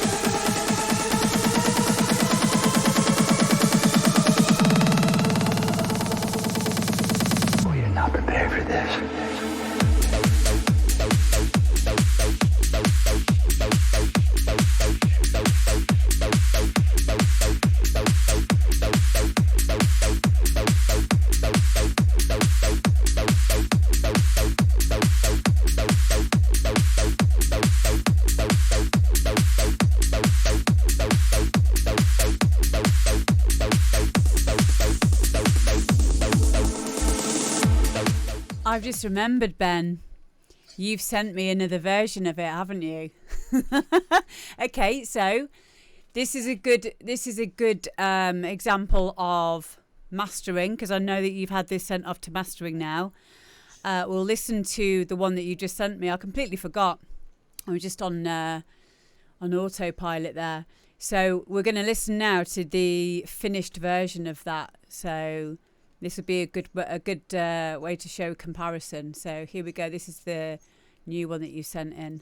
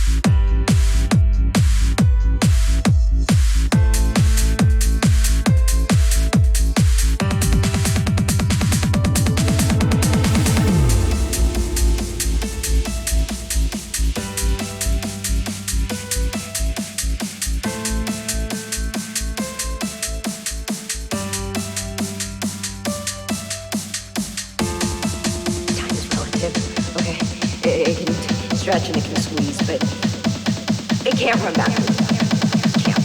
The only thing that can move across dimensions like time is gravity.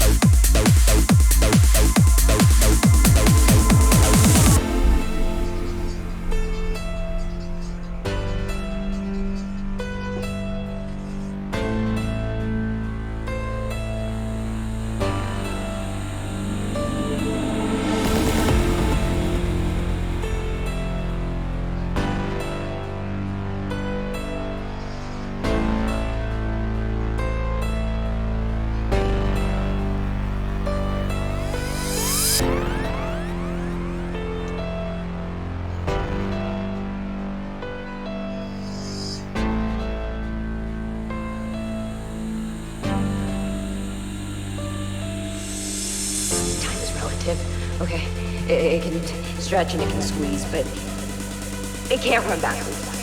It can't. The only thing that can move across dimensions like time is gravity.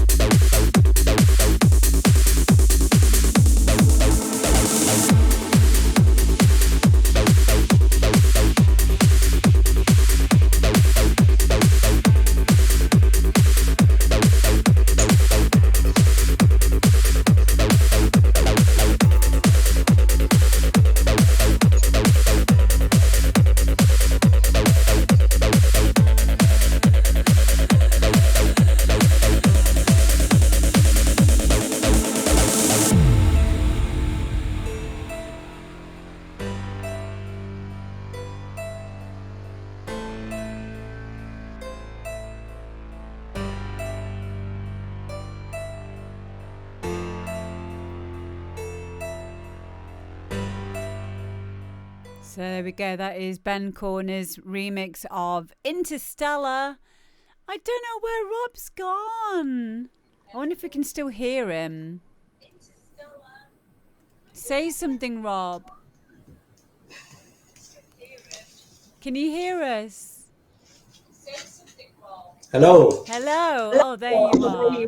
Yeah, we were on about this before when when we did a test on it and the connection went a bit off. Okay, as long as you're okay. Yeah, I'm fine. Oh, we're getting worried. Yeah, we were worried. We were missing you. Oh. Okay, so I really like that, and I liked the fact that I messed up a little bit there by playing the SoundCloud version, and then we got to listen to the mastered version, because obviously we can hear a massive jump up in in the end product. And this is why it's okay to go and have someone master your stuff. If you don't know what you're doing, don't try to do it yourself. Ask questions. I do think that John Doe offers a service where he will talk through what he has done in terms of the changes that he makes to the WAV file that you send him. I think that might be a little bit more expensive than just having him master it, and he'll send you a loud version and a dynamic version. Hello, Pattern Perception. But that kind of insight is invaluable. It is something, it's a little window into how lengthy the learning process of mastering is. And like I said earlier, this day and age, you're supposed to be the mix down engineer, the masterer, the composer, the songwriter. There's so many aspects that years ago, many people, a team would be working on a track, and there'd be people who were specialized in all of those different areas. And one thing that we have to do in this day and age, we feel we have to do, is we have to be a master at all of those things, and a label manager, and a social media fucking wizard. And it is like insane, really, the pressure that is on there. So if you can find someone who can master these things for you, then it will be massively helpful. Phil Hobbs, I don't think I'm playing in a bank vault next week. Are you sure that's me?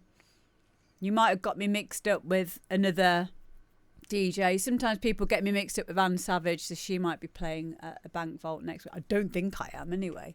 I'll have to double check. I think I'm in Sierra Leone next week. But I was supposed to be playing a gig. Where was it? I had a gig cancelled. That was in Plymouth. But it's not happening now. So yeah, you mix me. I get it all the time. I see it as a really a big compliment to get mixed up with Anne Savage. So I'm okay with that. Savage D, yeah. There is actually a DJ in Australia called Amber Savage as well. So there you go. Jeff G Twitch says, is it possible to master in GarageBand without it sounding like trash? Having only used GarageBand like very, very sporadically when I had a Mac a few years ago, I'd say it's okay to get ideas down in GarageBand, but mastering, you probably could do it if you used a VST like the T-Rack stuff. What do you reckon, Rob?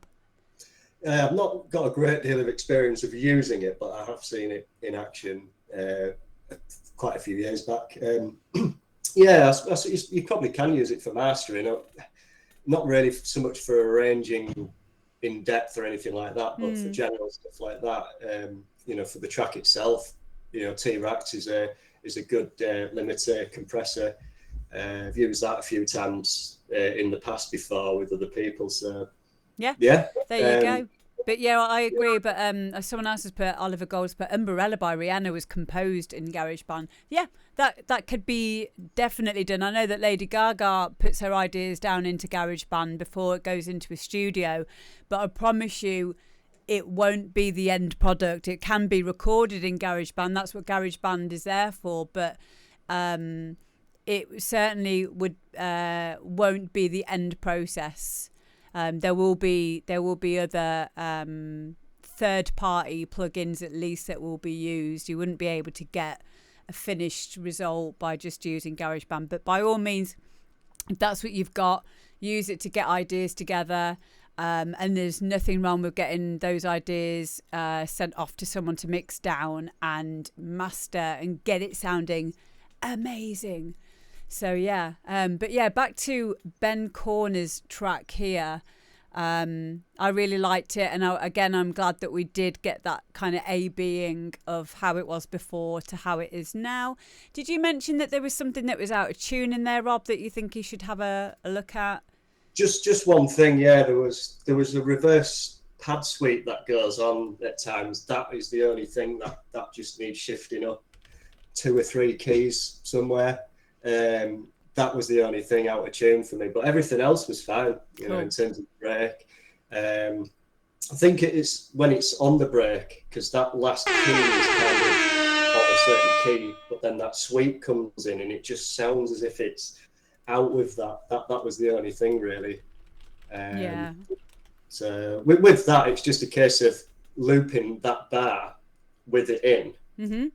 The whole track and just moving it up a key or till it sounds right. So just use your ears on that one. You can use tools to say what keys it in, but just use your ears. Using your ears is always the best way, but that's a really good technique to do what you said there about looping it around and just listening until it sounds right. And you will hear it, like, unless you're tone deaf, and most people aren't tone deaf, especially if you're into music, you'll know if it's sounding off, or even if you don't understand keys, scales, root notes, things like that, you will just hear it because it will sound what's called dissonant anyway.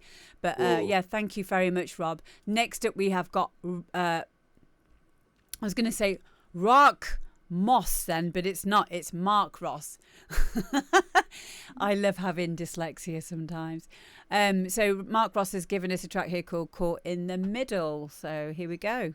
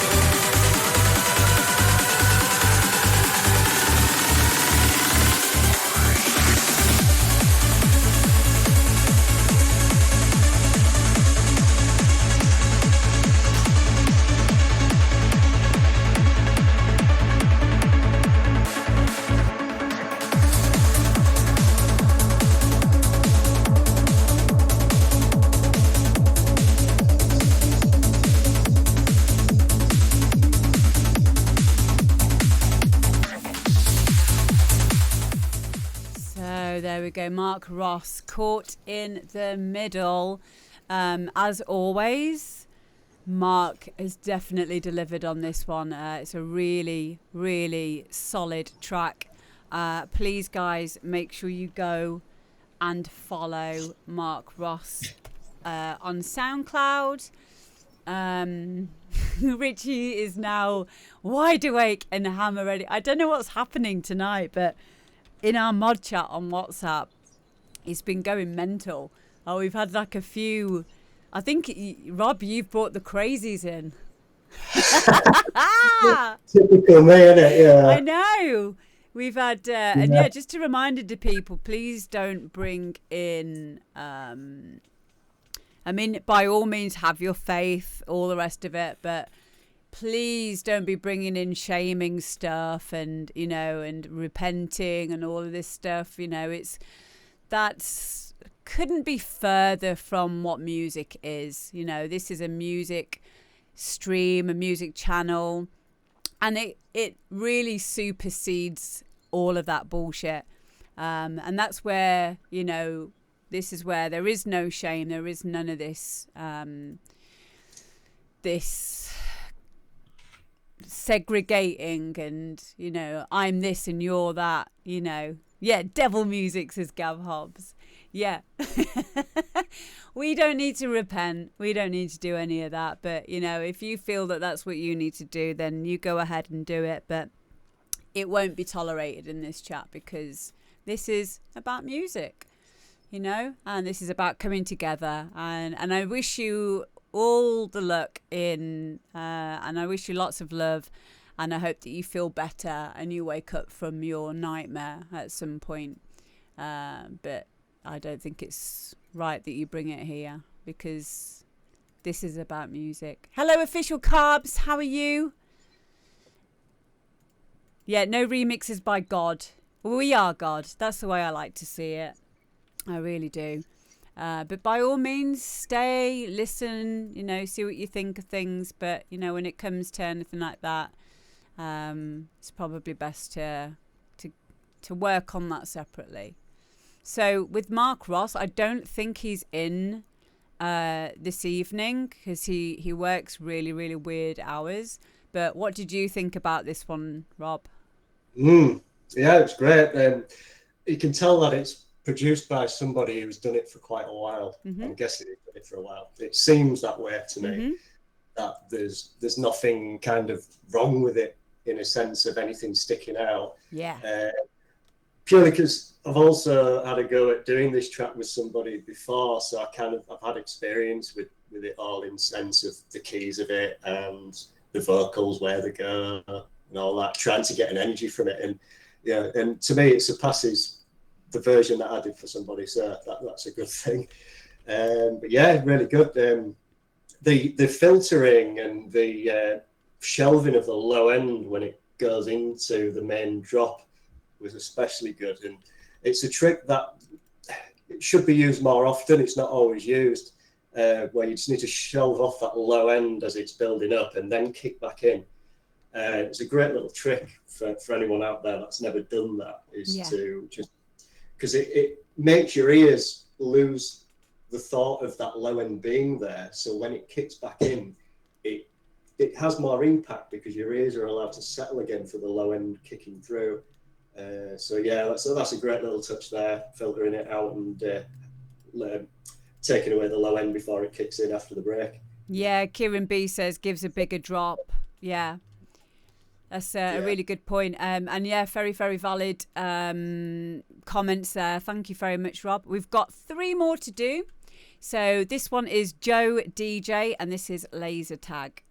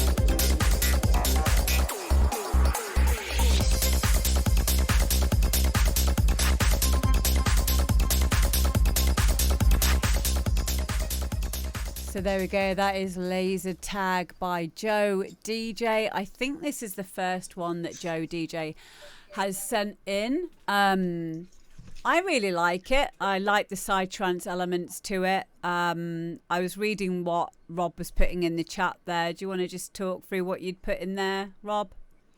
Yeah, I like the track. I thought it was really good and generally well-rounded. The feel of it's nice and everything's in key, which is the main thing. It just needed a little bit more transience on the kick. It just felt a little bit lost. Like the bass line was kind of the dominant one of the two. Mm-hmm. So simply just a bit more volume on the kick would do the trick, but you could sort of put a little bit of attack on it using a transient processor or some compression just to flick it up a little bit more. Just to sort of be up there with the bass, just a little bit more up, and then when it kicks back in on the main section as well, it'll give it more impact. The break could have had a little bit more urgency on it in terms of it just going a bit faster into the motions of what it was doing. But it's nice after the break, and the sci-fi noises were great. I love Yeah. them. Filtering on it was superb, and that in itself is enough to carry the track forward. I felt. Totally. I mean, I was hoping, I was wishing that I was wearing headphones for a lot of that, because I was getting a lot of the panning that was happening, and you know, I like getting lost in this style of music, especially, should I say, when I'm astroplaning in another dimension, so to speak. This kind of music is definitely the type of music that I would like to listen to in order to, you know, get myself into a nice meditative state. You know, and it is all about good sounds and good use of reverb and delays, and you know, really making the most of those sounds with those effects and good automation and stuff. So I like that one as well. And John Reader says in the chat, I'd love to hear a version with a galloping bass line. That would be a nice idea to do. Again, it's more of a personal preference thing. It would definitely make it even more psytrancey then as well. So yeah, it definitely would. It could have a section in the tune doing that. Oh, yes. You know, it doesn't have to be all the way. It can just have a doesn't need to section. be all the way through. Exactly. Do you know what I really like as well is when I hear people using in sections of the track, they'll put a completely different kick drum in. You know, and I love that. Like it completely changes the whole style of the track, or a gated kick drum in for a bit, something like that. It really does. And you find that a lot in hardcore. Does that, Gabba does that quite a bit. I want to try and implement that into my techno a bit, my hard techno, because I think that would sound pretty epic, and it's a great way to switch up the energy as well. So yeah, thank you very much, Joe DJ. I can see you there in the chat as well. Guys, please get following on the SoundCloud, which I am putting back in the chat now. So please go and give a follow, give it a share, give it a like, a heart on the track, etc. Next up, we have got Lee McNeil, and then after that, we've got JLF. And we're done. So here we go. This is Lee McNeil, and this is Call This Music.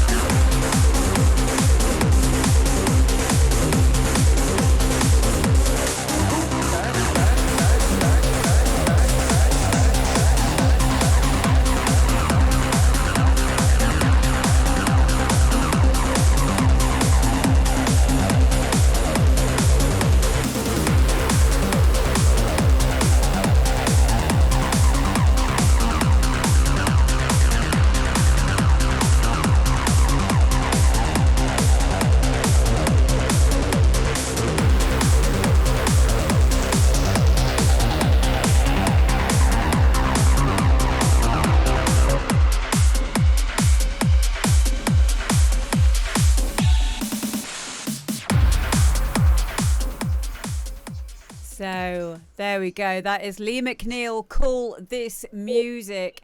And to quote John Reader in the chat, who says, like it. I could tell you all of the bits that I like technically, but the best bit is that it makes me smile. And isn't that really the ultimate thing? You know, it really is. What did you think, Rob? Yeah, it's got that upbeat vibe to it. It reminded me of a Mario Picotto tune, New Time, New Place, I believe.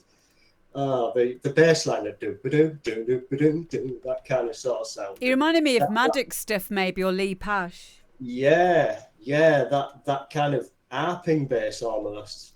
Yeah. And that works really well to give you that kind of that fun smiling effect. Mm-hmm.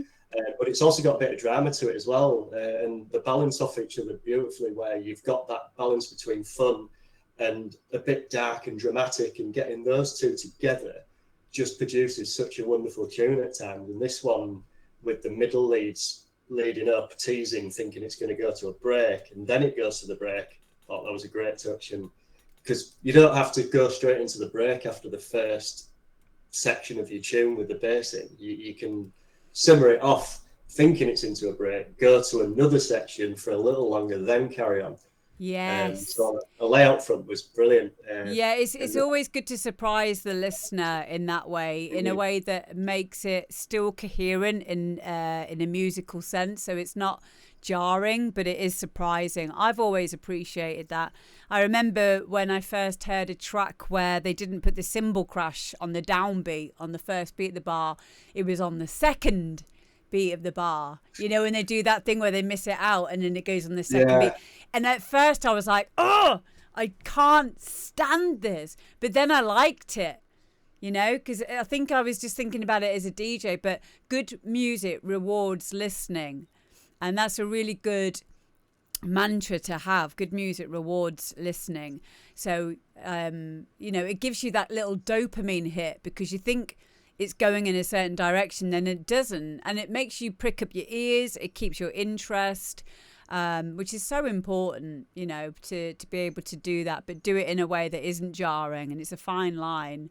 Sure. It's not DJ friendly, but also catching you off guard in a curveball at the same time, while still being DJ friendly is always a winner, I think. Yeah, and then also there's the opposite of that where you don't need to add anything new, you know, or show off in those kind of ways. Like what you showed me in the studio when I was last in, such a simple thing, but it was something that made so much difference when you did the EQ sweep, where you got like a bell curve, a band pass filter.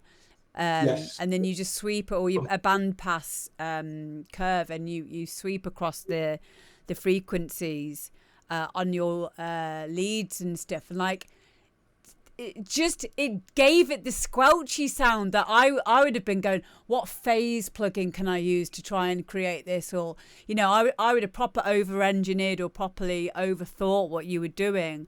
And that's the thing that I love about your productions, Rob, is you can make so much use out of the tools that you have, you know, the standard plugins and stuff, and, you know, doing all these small things like that actually make all the difference, you know, without having to like it be massively expensive. And, you know, you took a lot, even for someone that's done this for 10 years, there's so much of it that I just went into like some kind of technical overdrive in a lot of things on a quest for more knowledge, in an academic way. And I tell you what, you can have all of the academic accolades that you want, but when it comes to making music, sometimes it's the simplest things that make all the difference, you know.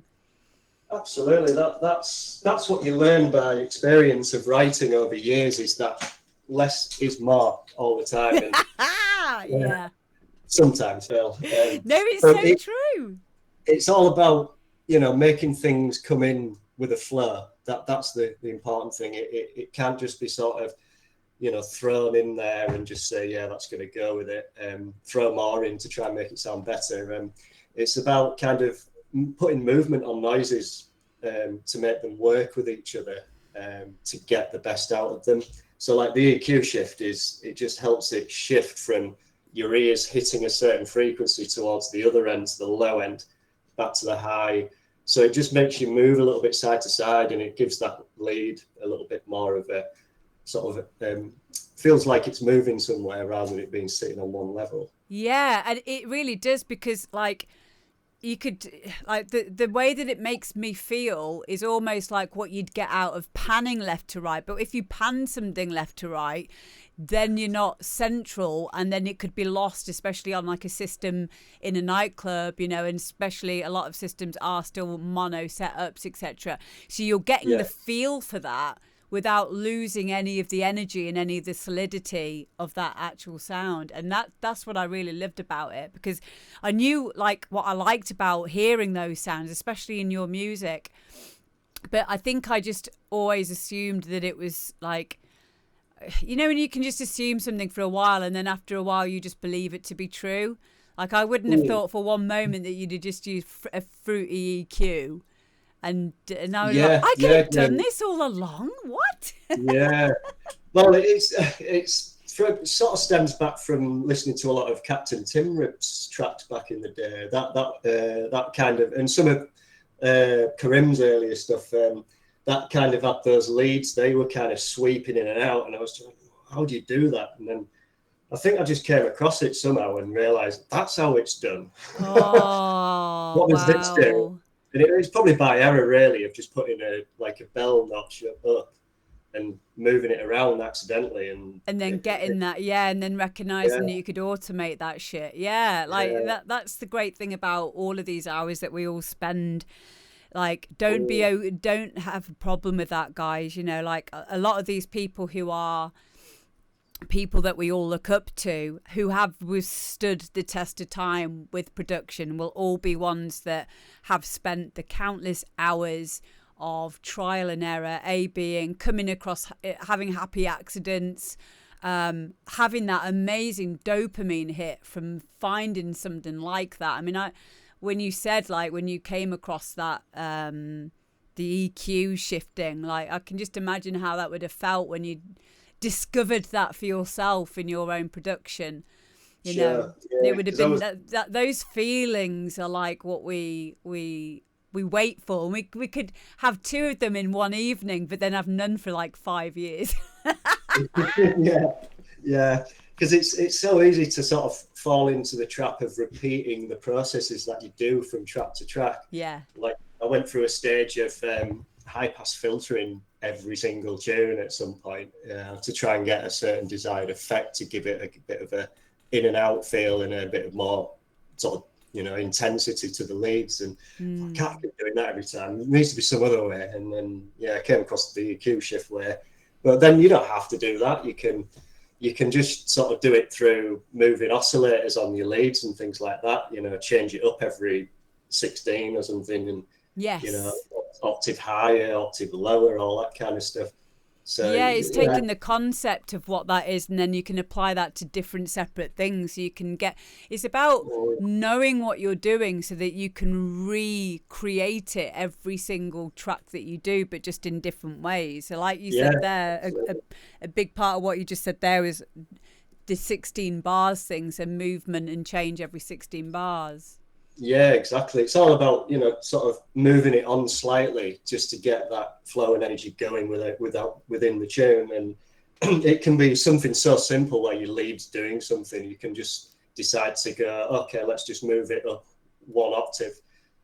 Like, I think there was a couple of tunes tonight that did that. There was one with the top hard styly lead in there that went up one octave, and it's just little things just to kick it on a bit forward. You know, and they can be anywhere on the middle or main section of a tune, you know, so it doesn't have to be add more. It just has to be change it slightly and smoothly do it. Yeah, totally. Of certain parts of the tune. So then, you know, the listeners also got a little bit of time to sort of comprehend what's actually changed at that point. You know, you can be brash, but not too brash with it. You know, you have to sort of balance the brashness with the kind of finesse of the changes, the transitions from one place to another, really. So and also Kieran's mentioned there, I remember sharing the video with Amber D who you did on YouTube, but where you used the notch on the EQ. See, like, the thing is, Kieran, I remember him doing that now. I still forgot, you know. I think sometimes, like, until you implement it yourself into a production, like, I remember being taught loads of stuff years ago by Guy. Like, Guy used to teach me so much of what I know now. I just get on with it, and if I have any questions, I'll go to him or say, what do you think of this? But so much of what he said was not relevant for my learning at the time. At the time, it was more about, you know, just jamming, messing around, getting used to my workflow, getting used to my muscle memory, working out what the names of things are, that kind of thing. So it's really, really good to go over the basics again and again, especially with things like, which are quite cryptic, like compression, you know, because we can get kind of like, we can start to forget, you know, what is compression? What is it doing to the sound? And, you know, how am I changing this sound? Because I remember being having ear fatigue to the point where, and there's even a meme for this, the meme is, well, I can't. I'm not going to try and explain the meme because I'll just fuck it up. But basically, I'm sure a few of you have been in here before, where you've been listening to something so long that you've been thinking you've been compressing and changing like your attack and your release and the threshold for a while, or even with EQ. Even with EQ, I've done this, and I've been convinced that I was making the sound better, and then I look over and it's bypassed. Yes, But I have convinced myself that there has been. I have literally convinced I mean, I don't do that anymore, but that's ear fatigue, and also it's very, very remarkable how the brain can play tricks on you, especially with something like compression. Absolutely. The best way is just to mute it on and off, and you can just, that's how you know what's changed. You just take it on and off and go, right, well, it's started at this and it's gone to that. What is it actually doing? Yeah. What setting is the ratio on it, etc. What attack is on it? Well, these are all the things that, like, it's good to know what is ratio? What does it mean? Why is it sometimes like better to have it in 2:1 over like 6:1 or whatever? What does that actually mean? And learning about what that is actually doing to the sound. Where is it relevant? Parallel compression. All of these are the techniques. Have one doing the attack, have one doing the release. Why is that important? Is there stuff? And what sounds is it better to use that in? Like with vocals, for example, I personally would go into Audacity or something and make everything very, very balanced before I even bother using any compression, if at all, at that point, because all this is about is making this quieter bits louder and more balanced. It's kind of lost its way a little bit. It just helps it shift up a little bit and sort of appears, rather than sort of down there, it can be there a little bit more in your mix. Yeah. So then it becomes more audible when it's coming into your busier sections, things like that. So it just helps out. But it's not always essential. It depends on what noises are in there, what frequencies they're hitting and everything like that. Yeah. Sometimes just a simple volume change would do the trick with a lot of things. So, yes, and that was the old school way of doing it. There used to be a thing called riding the fader, where in the mix people would just like have the volume, and like if the vocals came in, they would just knock the pianos down a bit, and like you say, the volume velocity, volume control, volume automation is such a powerful tool. It's like volume, EQ, compression in that order, really, in terms of, you do your volume first, then you EQ it to sit it right, and if it's clashing, then if needed, you then compress it at the third stage. So oh my god, I love that.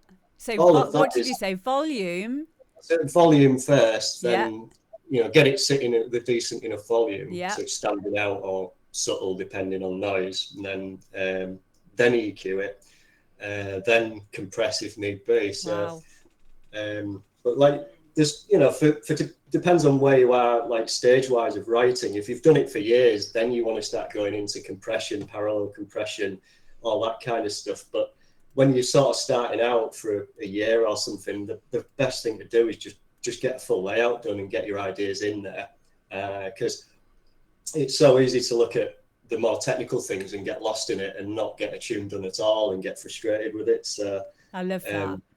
Once it's like building a house, really. So you start with nothing and you build your shell, which is your layout, then you go into it and make it better. Section the rooms, and then your electrics is your technical stuff, your furniture is your noises, and you build your house, really, build your tunes. So all your compression and things like that, it should be kind of at the end stage, really. I love how you like analogize things with what you were saying there about it being like a house and like the furniture in there and stuff. And I remember when I was last in the studio with you, I was saying to you, this is why I got you on the show, I was like, oh my god, I love the way that you say stuff, because you use analogies that really help me to imagine, picture what I'm doing within a track, you know, and I honestly do. I find that very, very helpful. I really do. Yeah, it should be, well, not saying it should be easy, but it's the workflow should be quick and easy, and then you can start doing your interesting stuff once you've got something in there, and it just becomes easier to get, things the way you want it. Yeah. Because you've kind of got a basis to go at anyway.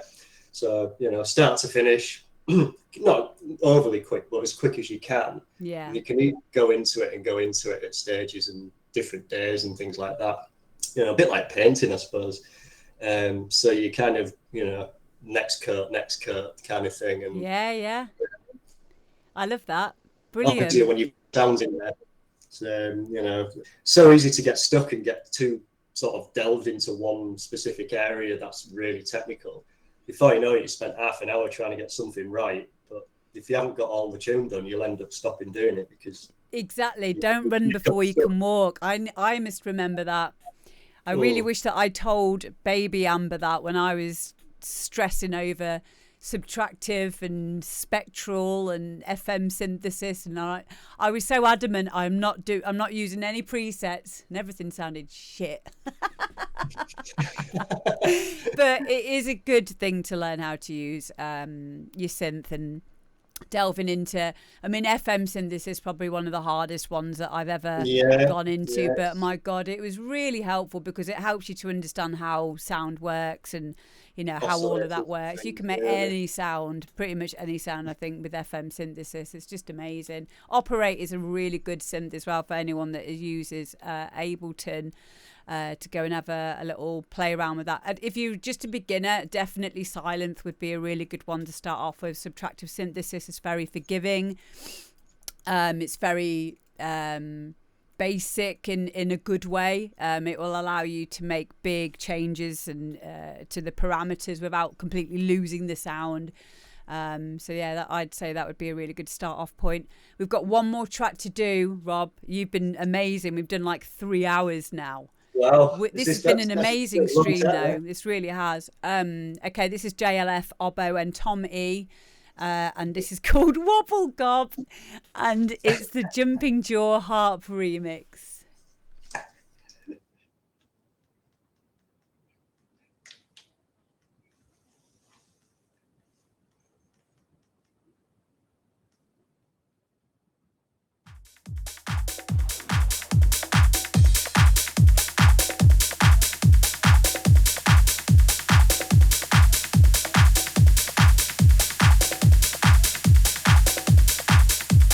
Aslan Rueza.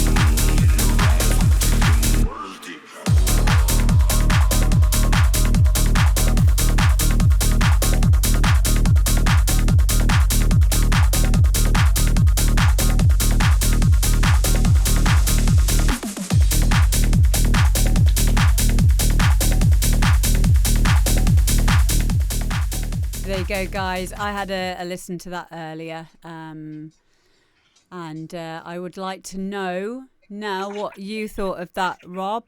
And I do like the name of it, Jumping Jaw Harp Remix, and yeah, it's yes, I do. He's causing havoc now behind me somewhere. We have a rescue Bengal. What did you think, Rob? Yeah, really cool tune that. The bass line's really nice. The drive aspect of it gives it a good edge to it. The vocal makes the tune, and the leads have got a nice kind of dramatic film feel almost, which drives it along really well. The only thing is it felt as if the vocal could have gone on a little longer on the break, and built up and kind of gone on and on and on as a build up, repeating itself and tighter, one bar and all that. And then like as a build up, like with a vocal, then take the vocal out when it kicks back in after the break, and then bring the vocal back in after 16 after, rather than have the vocal straight in after the break. I'd feel it'd work better on an arrangement level that way. Yeah, like a mantra. Yeah, because the vocal is the selling point to the tune, really. That with the bass line key and everything like that. So I just think a build up with the vocal, drop the vocal out when it kicks back in, so you got that impact, and then bring the vocal back in afterwards. I think that would work better, in my opinion. It doesn't have to, but that just feels like it would give it more impact. Yeah, I agree, actually. I'd like to hear more of that. And I'd like to hear more like messing around with it as well. Maybe like vocodering it up or something, or adding like a really, really tight like gate on it, or some kind of like phasing, or, something like that. Something that could really like accentuate it. I'd also like to hear that in a kind of like a psytrancey track as well. That kind of like mantra-y, speaking in tongues vocal. I really, really liked it. It's very, very different, in a really good way. Yeah, it works really well. I do like the track, and it's very, very good. Cool. Things like the arrangement, and the clap maybe just a little bit less boxy, just sort of fizzle out the low and mid a little bit on it. But yeah, all in all, a really cool tune. I really do like it. Yeah, I agree. So JLF says it's Mongolian throat singing. So it's kind of like a meme of itself, because I hear about people talking about Mongolian throat singing, but it is, isn't it? That's what it does sound like it now that you've said it. Definitely. But yeah, thank you for that one, JLF, Obbo, and Tom E as well. Obbo says, "Oh, I can make a meme out of rhythm." Good. Well, I'm glad, and I'm really glad that you gave that in, because I really enjoyed listening to it. Thank you for waiting till the end as well for us to get to it.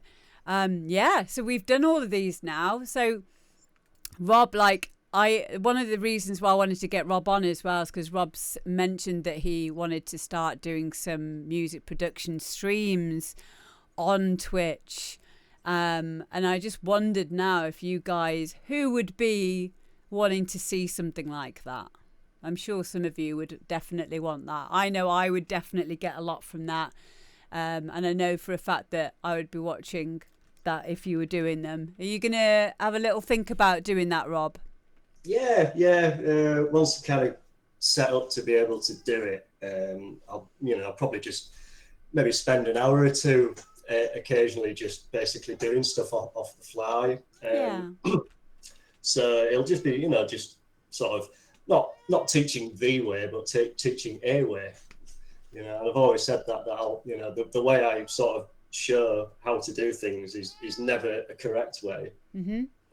But it's just another way of doing things, a bit unorthodox probably, but Yeah, well, that's what I like about it, and I like I personally like being in production streams, and I like doing them because the conversation will just go off in different ways, where because a lot of what we talk about here is the philosophy of music production. It's not necessarily all of the technical aspect. It's like philosophy of it, you know, and then that again is like only really comes around by sitting and having discussions around music. If we can't do that in person, then the next best thing is to do that in a chat room with like-minded people. Can you hear the cat meowing, Mr. G? Where's he gone now? He scares me because he goes off and then he'll like, because I've got tiles on the walls. He'll literally like spider cat across the walls in my studio. He's so funny. But yeah, I really, really would love to see you doing that, Rob. So probably do, sessions. Basically, I was just going to write a new tune. So it wouldn't be like teaching anything. Yeah, well, exactly. It would just be sort of, how to approach things in real time. I think that's the thing with it really is, sometimes you can plan stuff in your head to try and teach a little bit, but you can't always go by what you're thinking of half an hour ago. Sometimes you have to sort of be a bit impulsive and go with what you're doing at the time to create your tracks. And by doing live streaming would be that way of doing it, of, sort of, well, that's not working, let's try this kind of thing. Yeah, because not everything works, straight away. So you have to kind of improvise with what you're doing. And by doing live is the way to show that. And I think arrangement is key. A lot of it is where your noises need to go.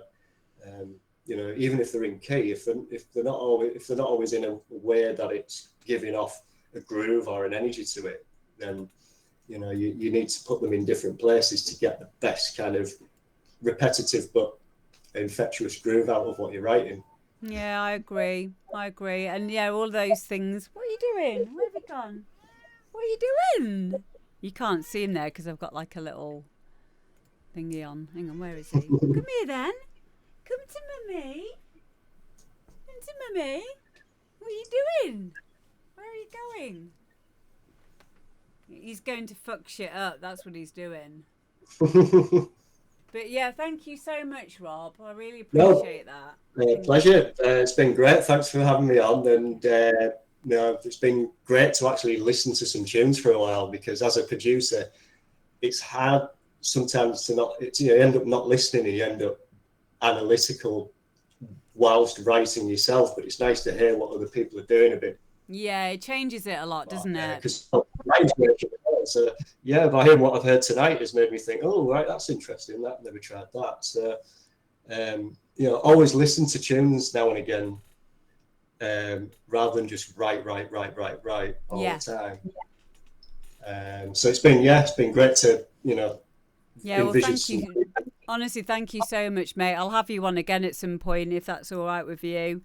That's cool. Brilliant. Okay, well, everyone say goodbye to Rob now, and make sure you follow him. If you just put something in the chat, and then everyone will be able to follow you on your Twitch channel as well. So thank you very much, my darling. So I'll just take you off the stream now, and I'll send you a message after I've finished as well. So bye. Bye. Thank you. Great tunes, everybody, that you put in. Yay. Really good. See you later, mate. See you later.